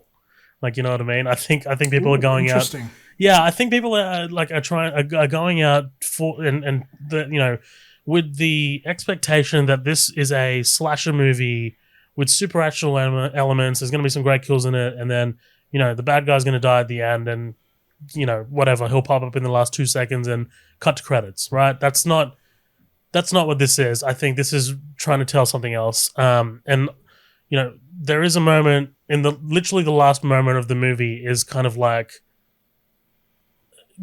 it's how misinformation spreads. It's how this kind of like, it's kind of like how this level of hatred spreads and evil spreads. And it might sit with me, or I might forget it. I don't know. I haven't put that much distance between myself and the movie yet.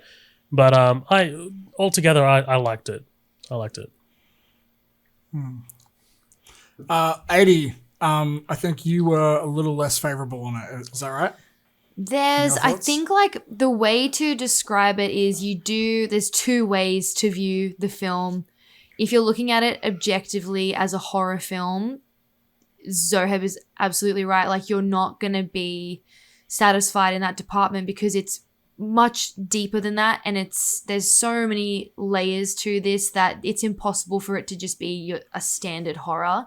Even if it was something like I don't know, like Get Out, where you are sort of on the edge of your seat and there's more horror elements onto the layers, and like the suspense and the thrill and everything. It's not going to deliver that, which might be disappointing, because I initially thought that it was going to be more on the scary scale, and that's what let me down on that side of the fence.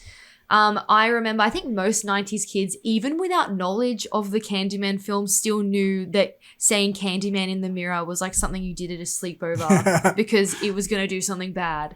And like, I think I just sort of thought about that when the trailer came out. I watched the trailer. I knew that there was definitely going to be some serious commentary in it, and it was going to be a lot deeper. But I still, for some reason, thought there was going to be a lot more. Me too. Like classic horror elements in it. So that's what let me down. Is it more like detective type, like a mystery type thing? It is. Or? It's in some way like he's trying to get to the root of Candyman, but it's not like a magnifying glass. This clue's like leading to this sort of thing. Yeah. Even though I think the trailer does a little bit maybe sell it like he's trying to solve a mystery. I sort of picked that up a little bit, but I still was expecting like really gory kills and jump scares and all this stuff, because Candyman, straight off the bat in the back of my mind, is supposed to be this really scary entity. But ultimately what it comes down to is he's an urban legend that's also a piece of history, and he's this reminder of systematic injustice and violence that he's just continually there to not let people forget what happened to him. Because from what I read after the film, there were a bunch of murders that formulated Candyman that were actually happened. I can't remember off the top of my head, but if you look into it... I think there was the thing of razor blades in like kids' Halloween candy or something. That was a story, right? There's like a couple of... There's a couple of stories about, racially driven murders specifically in that town that formulated Candyman. And it's so, on that level, when you look at it from that POV, from the get-go, I think it's going to make it a completely different experience for you. That was my favorite part of the film, was that message and the way that really does stay with you and stick into your head, more than the murders that you witness. Like, it's an emotional horror. That's probably how I would describe it. And that was more so that what left me affected than any of the other like classic tropes you might be expecting or whatever from a horror picture. But Ed, I got a question for you. Yes. Was there a moment, a very extended moment in the kind of film's climax where you thought you were going to get epilepsy? Because... Oh my God, dude. Yes, I actually did. I think for a second I had to close my eyeballs because I was there should be a strong photosensitive epilepsy warning before this movie because it is extended. And I'm not prone to those kinds of things. Like I've seen, I've never experienced anything like that in my life, but like there's a moment in this movie where completely unintentional, completely unintentionally done. If you're watching this in a giant screen, you're close up to the screen, relatively close up to the screen, and you're in a dark room, you might want to look away or you might want to close your eyes for a little bit because there is an extended scene of like flashing lights and be wary. I watched it with my family and we all were like, whoa, like this is crazy. But I'm getting a vibe. Probably my favorite element. I was going to say my favorite element to add to the horror in whatever aspect you want to view it was probably the cinematography. It really made me feel uncomfortable, and I think that aspect made it it did exactly what they set out to do with it. It's purely just from that alone. Cool. I'm getting a vibe, just by the way you both talk about it, is like you're saying there's still kills, there's still like scares, but it doesn't feel like a horror movie at all times. Yeah. This is remind me of, I don't know if you've seen it, Adrienne, but I know you have, Zoheb. Is this kind of like Spiral in the sense that like there are still these kills and horror elements, but it's like another genre for the rest of the in between that? Or... Nah, Spiral might be one of the worst movies I've seen this year. But like, I get what you mean. Like Spiral went for like a detective, like a noir mixed with horror. It's not that. Like Candyman is trying to be a horror movie, but whether it succeeds at that, I don't know. Like, there's something that like this is something that Matt, you and I talked about. I don't love. This is when genres kind of end up hurting a movie a little bit, like like when we categorize movies as genre, as a horror or an action movie, or usually it's horror movies though. Usually a movie comes out, it's billed as a horror, people go to the movie and they don't experience a horror movie, or they don't experience a horror movie that they're expecting. They often walk away disappointed. But if you just bill it as what it is, then they might be a little bit less disappointed, you know what I mean? So it's tough. It's tough to categorize movies like that. I don't love doing that. I kind of like walk into a movie with like it could be any genre these days. I mean, like there's so many like genre benders, but yeah. Well, I think comedy has that problem a lot because when you hear the word comedy, you go in expecting, okay, my lungs are going to explode from laughing. But some of the best comedies out there, especially in series, what makes them so great is, they use comedy to make you like the character, and then they hit you out of nowhere with some emotional moment. That ends up being some of the best of the craft work and character work of the film. But for some people, like I love seeing that stuff, but for some people they go, no, I paid to see a comedy movie and you made me cry. And it's like, and I'll sit there like, dude, that means it's a good movie. And I'll sit there like, no, they failed. I paid to laugh and you didn't make me laugh. So I can understand that, but I think you're right. In that context, going in with a certain expectation based around genre can lead to disappointment. And now it feels like we're giving a little like arts lecture, which is kind of interesting. It's kind of fun. But let's shall we move on? Shall we move on? We've got a couple more to go, and I am aware of the time, and we have dinners to get to. Let's go to one which I think we could probably get through a little bit quickly, and that's Free Guy, Ryan Reynolds' new film. Yeah. Adrienne, why don't you start us off with this one? What did you think of Free Guy? I really enjoyed Free Guy. Matt will be the first one to laugh at this. I thought it was going to be like an R-rated Deadpool thing. And for some reason, don't ask me why, I watched the trailer and I was like, oh, there's probably going to be, you know, like, this is going to get really crazy. And then when I watched it and realized it was very PG, that was fine. I just was taken aback a little bit by like, oh, damn, there's not going to be, you know, some serious cussing and some blood and stuff, but that's fine. It's Minecraft the movie. It's Fortnite the movie. But I really actually liked rated it. M. Pardon? It's rated M. Yeah.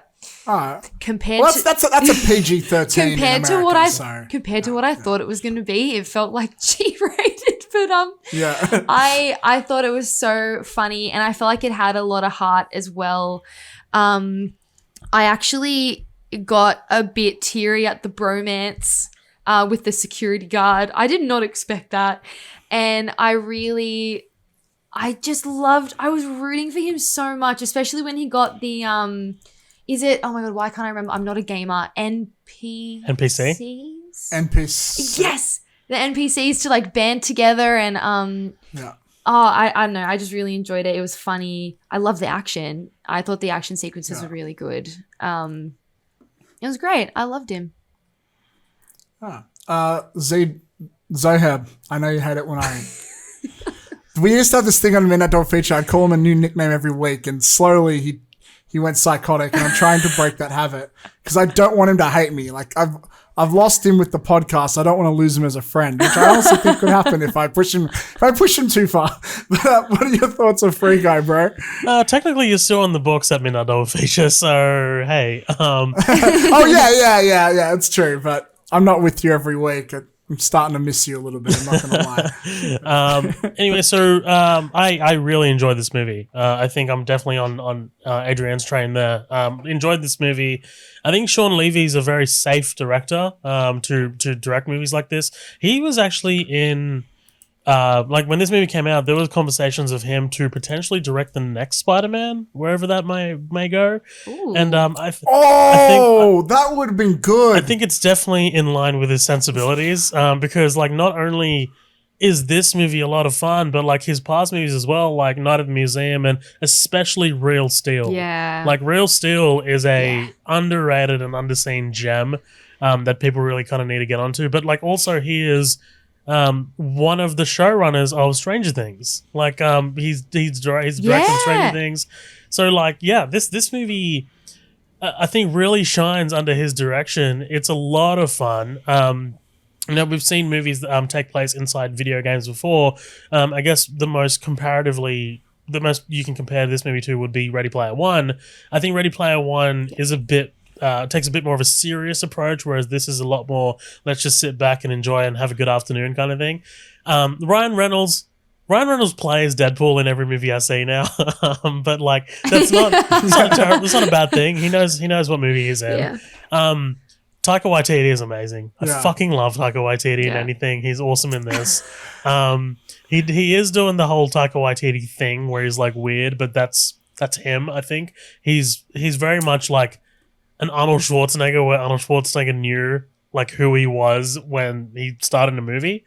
Someone that I really wanted to kind of highlight is Jodie Comer. Jodie Comer plays Millie. She's the female lead. I haven't seen anything that Jodie Comer does, but she was in this, and then she's in a movie that comes out this Thursday called The Last Duel. And I've heard so much about it. It's directed by Ridley Scott. And apparently she's incredible, and I can't wait to watch The Last Duel because of her performance, apparently. And, you know, she like you said, Adrienne, there's a lot of heart in this movie, and I think it's not only because of Ryan Reynolds, we know he can bring it, but Jodie Comer as well, like now, like she's kind of proved it. Like I'm just like, damn. There's some few twists and turns in this movie that were just genuinely surprising and really entertaining, and I thought the script was great. It's co-written by Zach Penn, who did the first Avengers movie. I think this is an absolute winner, and it sucks.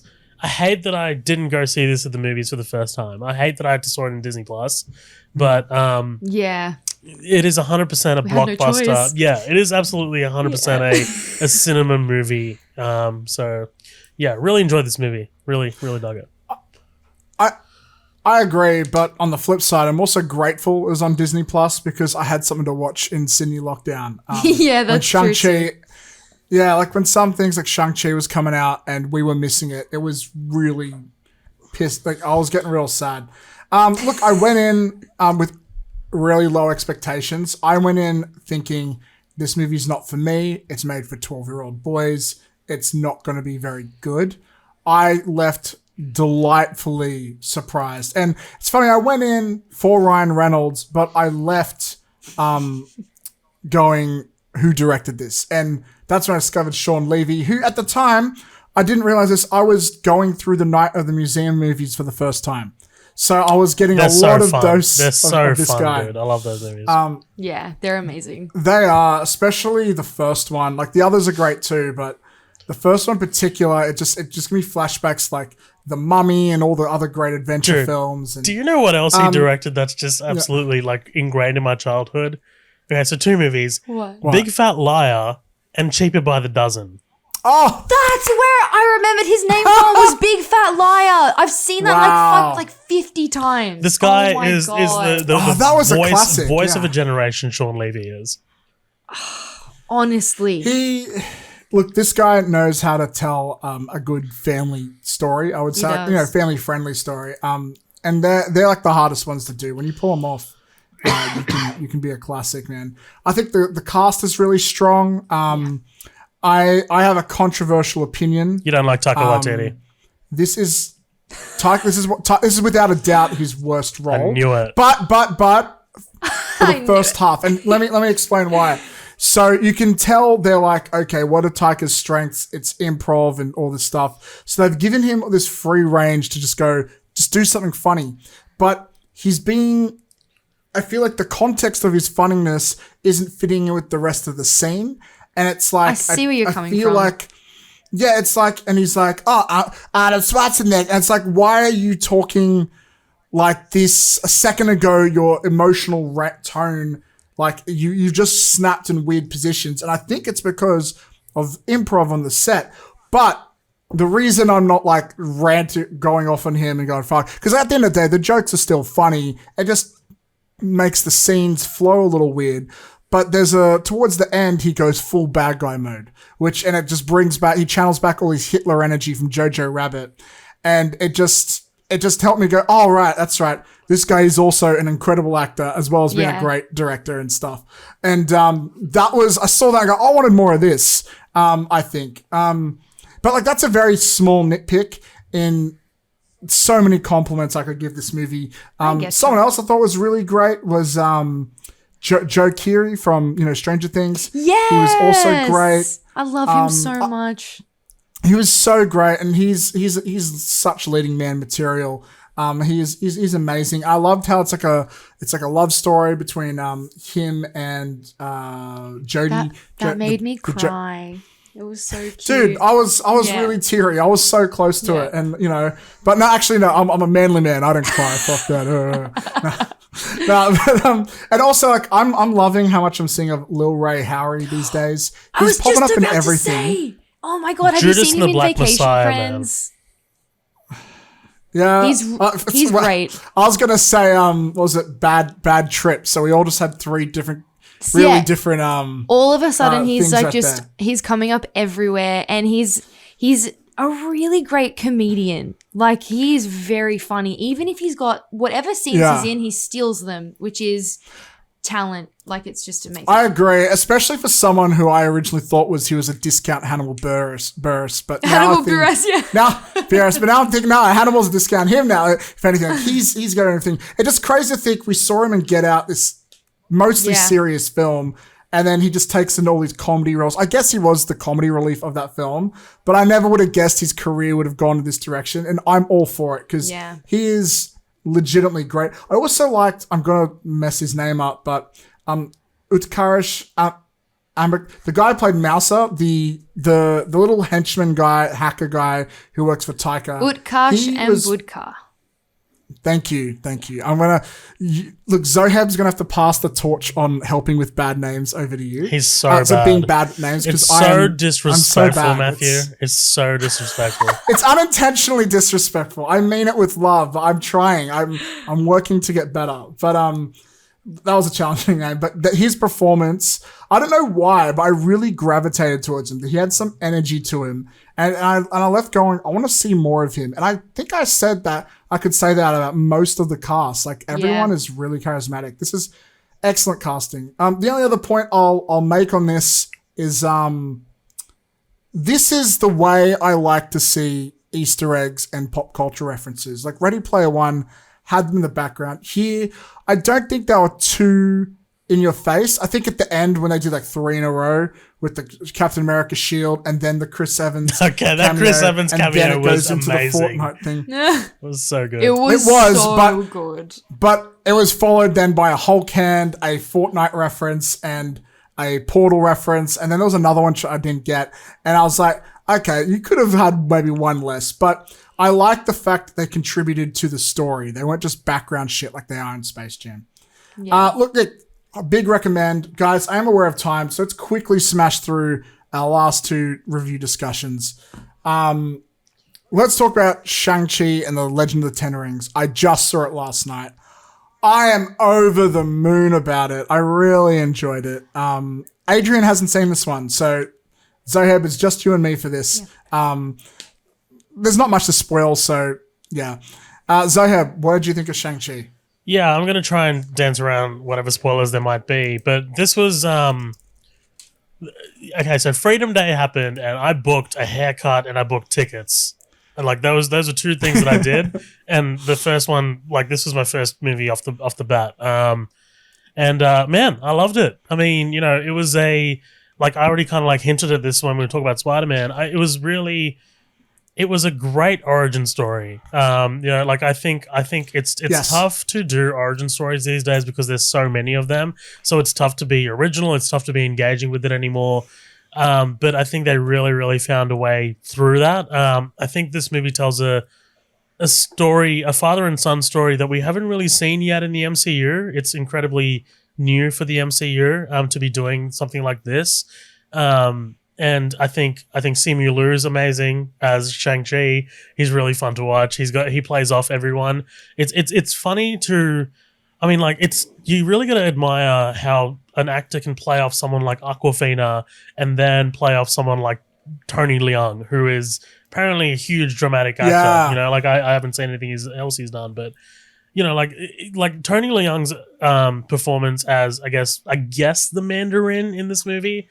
You know, he doesn't like to call himself that, but yeah, like it was good, man. It was really the choice for this movie to follow him instead of Shang-Chi was really, really clever. I think, you know, it really kind of threw me for a loop.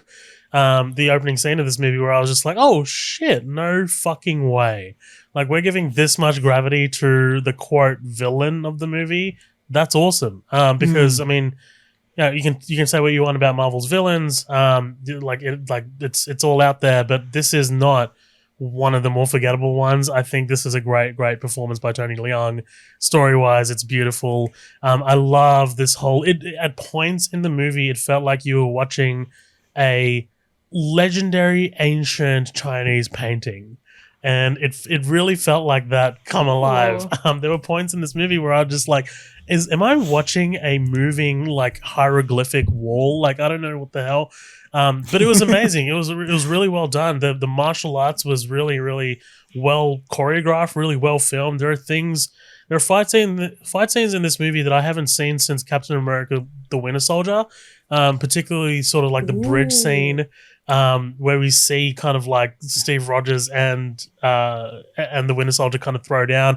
The Winter Soldier does this thing Yeah. with a knife in that movie where I love. He just grabs it and then just kind of does two kind of like stabbing motions. There's a moment in this where Shang-Chi does something similar, and like I love things like that. But like the one thing for me, dude, with this movie, it's not a negative or anything like that. It's just a kind of observation. It's so ironic that this was filmed here in Sydney and we were the last place to see it. It's so ironic. I am very fucking aware of that, and it drives me. It wasn't just filmed in Sydney; it was filmed in Western Sydney, right where we live, just around the corner. And we have friends who worked on it. Yeah, we we do. know people who worked on this. We couldn't see this thing. Yeah. It drove me insane. It's a gorgeous movie. It's a gorgeous movie, and it really. There's a point in this movie. Well, no, actually, when I sat down and watched this, I really liked Black Widow. I really liked it. It was the official quote Phase 4 beginning, but this really feels like the Phase 4 beginning. Like this really feels like the next big leap that Marvel's making, and I can't wait to see what they do with this character because there's so much in here. And Adriana, I really can't wait for you to see it. It's awesome. I'm so excited. Yeah. 80, I think you would love it because this also, again, it does feel like a really adventure-y type film. Yeah. Especially once it picks up, I'd say, in the second act. There's also a character I won't spoil, but they have very big Johnny Depp energy, and I know that you'll lose your mind for that. And that character, Zoheb knows who I'm talking about, steals the show. So hilarious. I was in a packed theater, and every time this character said something, everybody was laughing. It was something I really appreciate about this film is, so Marvel is very well known for having lead characters who are quippy and cocky and egocentrical. And this one we get, like they're not afraid to have someone who's not that. They surround him with funny characters. And like you could say, like there have been some others who are like that, like Black Panther's not like that. But most of the time, the default Marvel superhero is, Han Solo cowboy type, you know? And I was refreshing to not have that. I also loved, I gotta talk about the choreography, especially the bus scene. Oh my God, the bus scene is, I think, possibly maybe the best Marvel action scene. If not, it's without a doubt top 3. There's a great callback to Old Boy with the panty thing. I love how they use long takes. For me, the star of the show, or maybe not the star of the show, but one of my favorite things is the cinematography.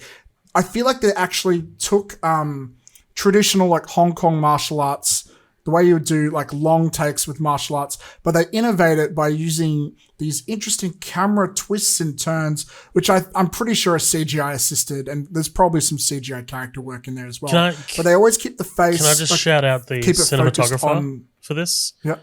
So Bill Pope, Yes, it's Bill Pope's first Marvel movie. He's a legend. He did The Matrix. He did all 3 Matrix. Scott Pilgrim, Spider-Man 1, 2, and 3. Like The World's End, a lot of Edgar Wright stuff. So he is like very, very. He knows what the fuck he's doing, and like I love that Marvel after 20 however many movies they brought in a new cinematographer to kind of give it a new sort of like sheen. Sorry to interrupt you, man. I just really wanted to shout out Bill Pope. No. I'm glad you did, because I only had a couple off the top of my head, but I left the movie and the first thing I Googled was, who shot this? And that's not usually the first thing that comes to my mind, but I was just really impressed how the camera was doing these type of movements I hadn't seen in a martial arts fight scene before. Like, I think John Wick was a film that really innovated on how Hollywood takes martial art fight scenes with the way they do it, and a lot of films have copied it. And I'm really hoping that other films copy Shang-Chi the way they shot it. I will admit, sometimes I felt there was a little bit too much reliance on CGI. I know could be said about every Marvel film, but there were moments here, and maybe it's just due to COVID, where I felt like it's a bit too much or a bit too obvious. To be honest, I felt the same about Black Widow, so I don't know if it's because of COVID or if it's something new, but it's, I hope that's not an ongoing thing. But yeah, once again, the cast, I really love the story, with the father. I will admit, I think towards the end, I started feeling like it might be getting a little bit too long, but, yeah, funnily enough, and this isn't a spoiler because it's in the trailer, But the thing I think I liked least about the film is the scene with Wong and Abomination. Because I saw it in the trailer, I was hyped up, expecting an amazing sequence, and it was so brief that I was like, oh, and I was expecting to have a big element to the story, and it just wasn't there, and it was barely anything. It was just like hey, there's something. And I was like, oh, that's a bit whatever, but that's okay. Like it doesn't really ruin the movie. I just, I got hyped off the trailer too much. But yeah, I'm really hoping, I think this is a genius way of doing an origin story. I think by the reveal that he's had these abilities for a while and he's kept them hidden. It's a great way to do it because Marvel, their last few origin films, I like how they're trying to find ways to get around the traditional origin story. And I think they've really nailed it with this one. This is one of the best in terms of doing that. So yeah, shout outs to them. They did awesome. Can I ask you guys 2 questions? Just before. Lay it on us. Go. All right. So would you both agree your favorite part of the film was the bus sequence? Like, what were your So I know that was your favorite. It was my favorite action. It was my favorite fight scene. Okay, but there's a lot of great character work. So it's how do you want to? What about you, Zoheb? Like action sequence? Like was that your favorite? I really enjoyed the final sort of set piece. You can make an argument that by that point a lot of people are sort of checked out of the Marvel movie, but I think what they did in this was really personal, and that really helped me kind of like wade through that. I thought Matt really kind of hit the nail on the head. That bus fight sequence was really, really incredible because it comes at a point where you're not really expecting it and you don't really know. Okay, this is not really a spoiler, but that bus sequence is the introduction of Shang-Chi. And that's when you're just like, holy fuck, this is what this guy's capable of. That's awesome. Okay. Yeah. Okay. And it's got, and like, I know, Zoheb, you're not a big fan of like licensed music. I don't know if it was licensed or not, but like this hip-hop music that kicks in, it just added to the funness of it all. And there's so much spectacle. Like that scene keeps building. And it's like when they're doing, it's like, okay, what's some more cool shit we can do? Tick it off. All right, what's another cool shit we can do? It's like the cool shit just keeps happening. And it's honestly one of my favorite, I think, Marvel fight scenes I've seen in a while. I'm so keen. My last question what was the second question? Okay, I don't know if you were going to talk about it or not. I assume there is one, but post-credit scene? Is that a thing? Honestly, there's two. There's two. The second one kind of sets up a sequel to Shang-Chi. And the first one, I don't really know what it's setting up. It's kind of some cameos. They're just like, here's some cameos. That could go somewhere. Felt a little tacked on. I was a little disappointed by it. But I mean, it felt very phase one. is my kind of note. Yeah, it does make me. Oh, I don't want to give away a spoiler, but Zoheb, you'd probably agree with me. It makes me wonder, seeing a certain character. It makes me wonder how they're going to explain why they looked like that in an upcoming Disney Plus show. Mm-hmm. Yeah. Do you know who I'm talking about? Yeah, I do. Yeah, because that's really surprised me. So I'm guessing we're going to learn something about that character in the near future. And I feel like it kind of undid a plot point at Endgame. So it's like, what are they doing there? Ooh, but again, it doesn't really matter because it doesn't affect Shang-Chi much. Look, final movie. Oh my God, I love this movie. The Suicide Squad. Oh my God, where do we even this movie is so good. Adrian, you haven't spoken in a while. I feel like actually, let me go through how long has it been for us since we've seen it? Because it's probably been a while for all three of us, I'm guessing, right? I bought it. Maybe you bought it. So you've rewatched it recently, I'm guessing? Yeah. All right. It's been a while for me. I think maybe like a month ago was when I watched it. So not too long ago. Do you want to kick things off then? Or should we pass to Zoheb, our special guest? I feel like let's pass it to Zoheb. I really want to hear your thoughts. I love putting him first because he knows all the actors' names. He's always so good at this. But I want to know what you thought.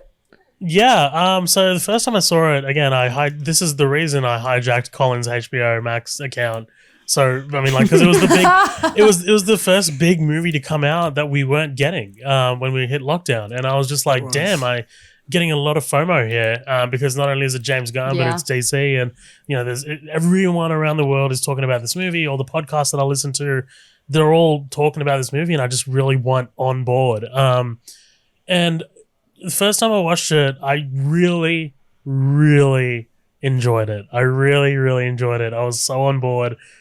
And then I don't know. I watched it again. I was like, oh, that was okay.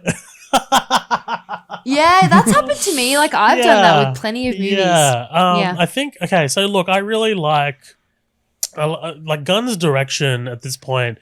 To talk about Gunn's direction is a little kind of like redundant because we all know Gunn's direction. This is very Guardians. The way he kind of sets things up and the way he kind of treats the characters. You know, they're all given their due screen time, and they're all given very quippy lines, and the story of this movie is kind of what ultimately lets it down for me. It's just like we're gonna set this on this island. It's just like there's this big villain. You guys gotta go in and destroy this. Margot Robbie is Harley Quinn, and she's amazing as Harley Quinn. We know she can do this in her sleep, but like it felt like they tried to give Harley something to do in this movie. And she goes on her little kind of like side quest that I kind of equate to Thor's side quest in Age of Ultron. And I was just like, why is this kind of happening? And like, it feels like a giant detour. And it's interesting because I felt that it kind of unfocused the movie for me a little bit. Sure, it finds its focusing and footing a lot later. And that final sort of act is... I really enjoyed that final act. I thought that was really, really well done. I thought the opening was really well done. I think it just kind of sags somewhere a little bit in the middle, like as if like he could have like tightened it up a little bit.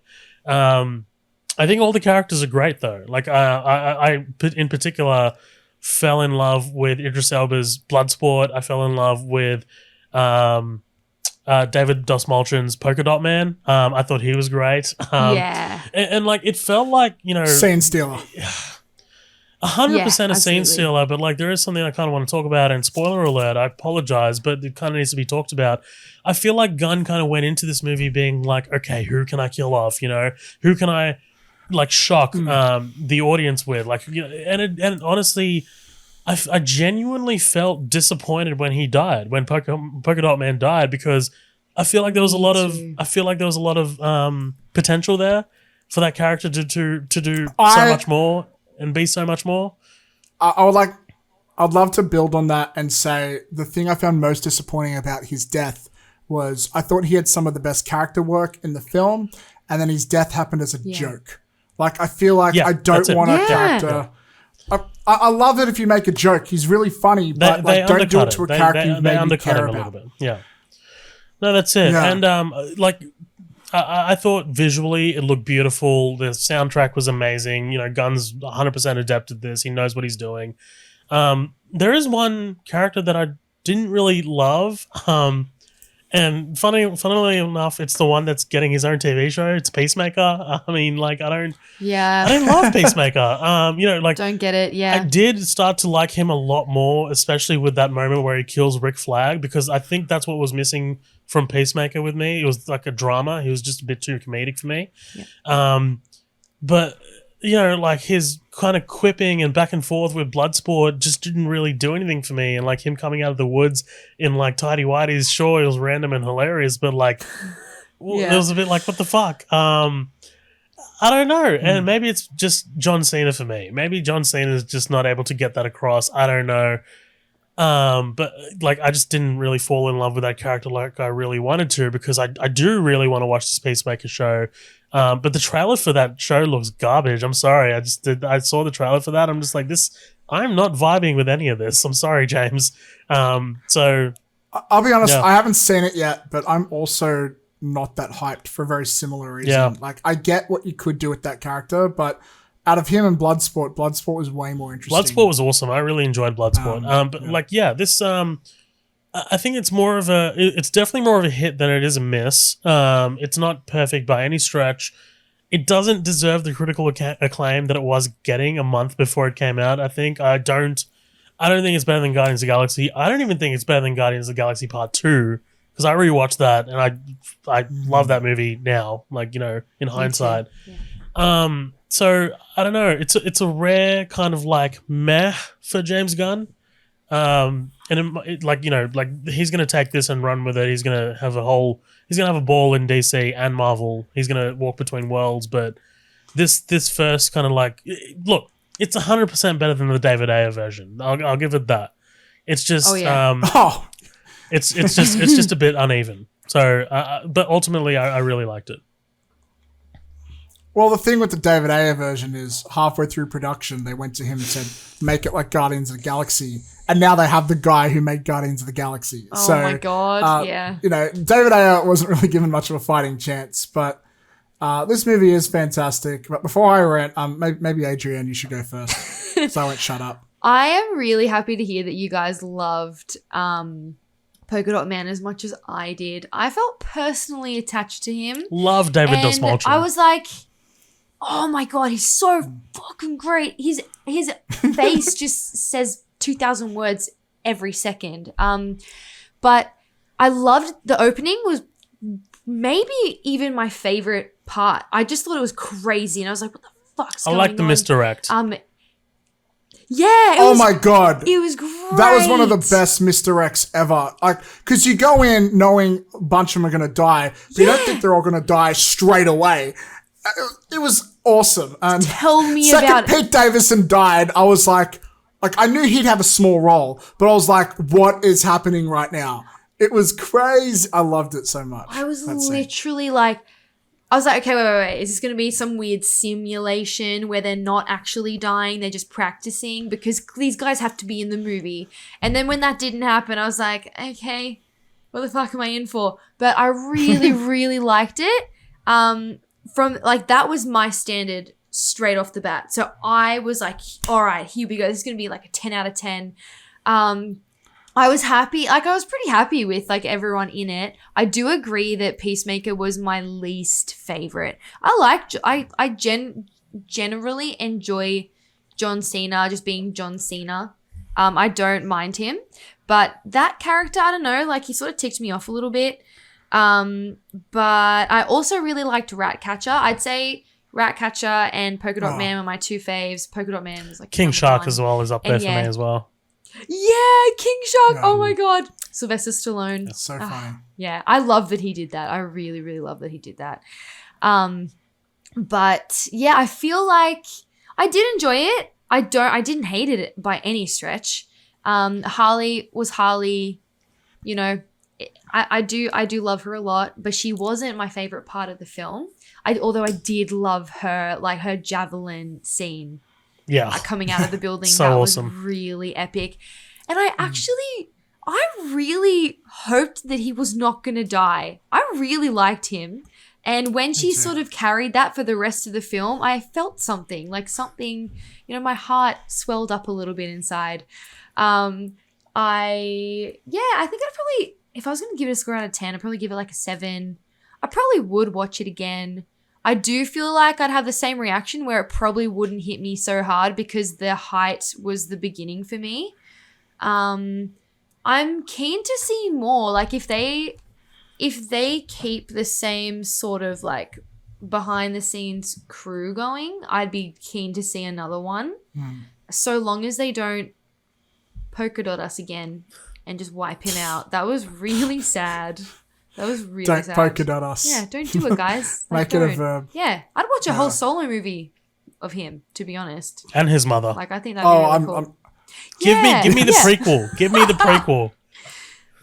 I know, give me the prequel. I want to see it. But yeah, I'm sure DC have had those talks already. Like, something that seems to be moving forward is like make a movie and then a show. Like, we got this and I got Peacemaker. And with the Batman, we are getting GCPD. A Gotham PD show. Yeah. And apparently there's talks of Colin Farrell doing a Penguin movie as well. Yeah, I heard about that. Sorry, not Colin Farrell. Colin Farrell. Colin Farrell. No, Colin Farrell. Farrell. You I got it right. Colin Firth is someone else. I'm bad. Yeah. Like guys, it's even the white guys. I even mess their names up. I'm bad with everything. I'm an equal opportunity bad namer. Look, I'll be really quick here, but like I'm over the moon about this movie. It is one of my favorite superhero movies I've seen in a while. I love James Gunn's voice. I feel like it is really refined here, especially with I like this aesthetic slightly more. I love than Guardians. I just like how grounded it is. Obviously, you can't do that type of aesthetic with a movie like Guardians, but I still love that energy came along. As much as I'm not the biggest John Cena fan, like I want to be a big John Cena fan, just he always comes off as a little wooden to me. I felt like this was a good role for him because he could flex his comedy chops while also being really strict, and I'm very tunnel vision. I believe in peace no matter what, and I think that's what made him such a great turn when he went villainous towards the end. For me, that was incredible. And then when he faces off against Bloodsport, I was actually disappointed the fight didn't go longer because I think that would have been great. But we got him to fight Rick Flag, which was awesome. I loved all the characters. I will say just one thing is I'm not a big Jai Courtney fan, but I liked him as Captain Boomerang in the last one. So I was really excited to see him here. And so when he died pretty quickly, I was like, guys, you finally got me excited to see Jai Courtney, and then you kill him off. Like, that's not fair. Yeah. Look, there's nothing really else to say that hasn't already been said. Actually, can I say like one more thing that I completely forgot about?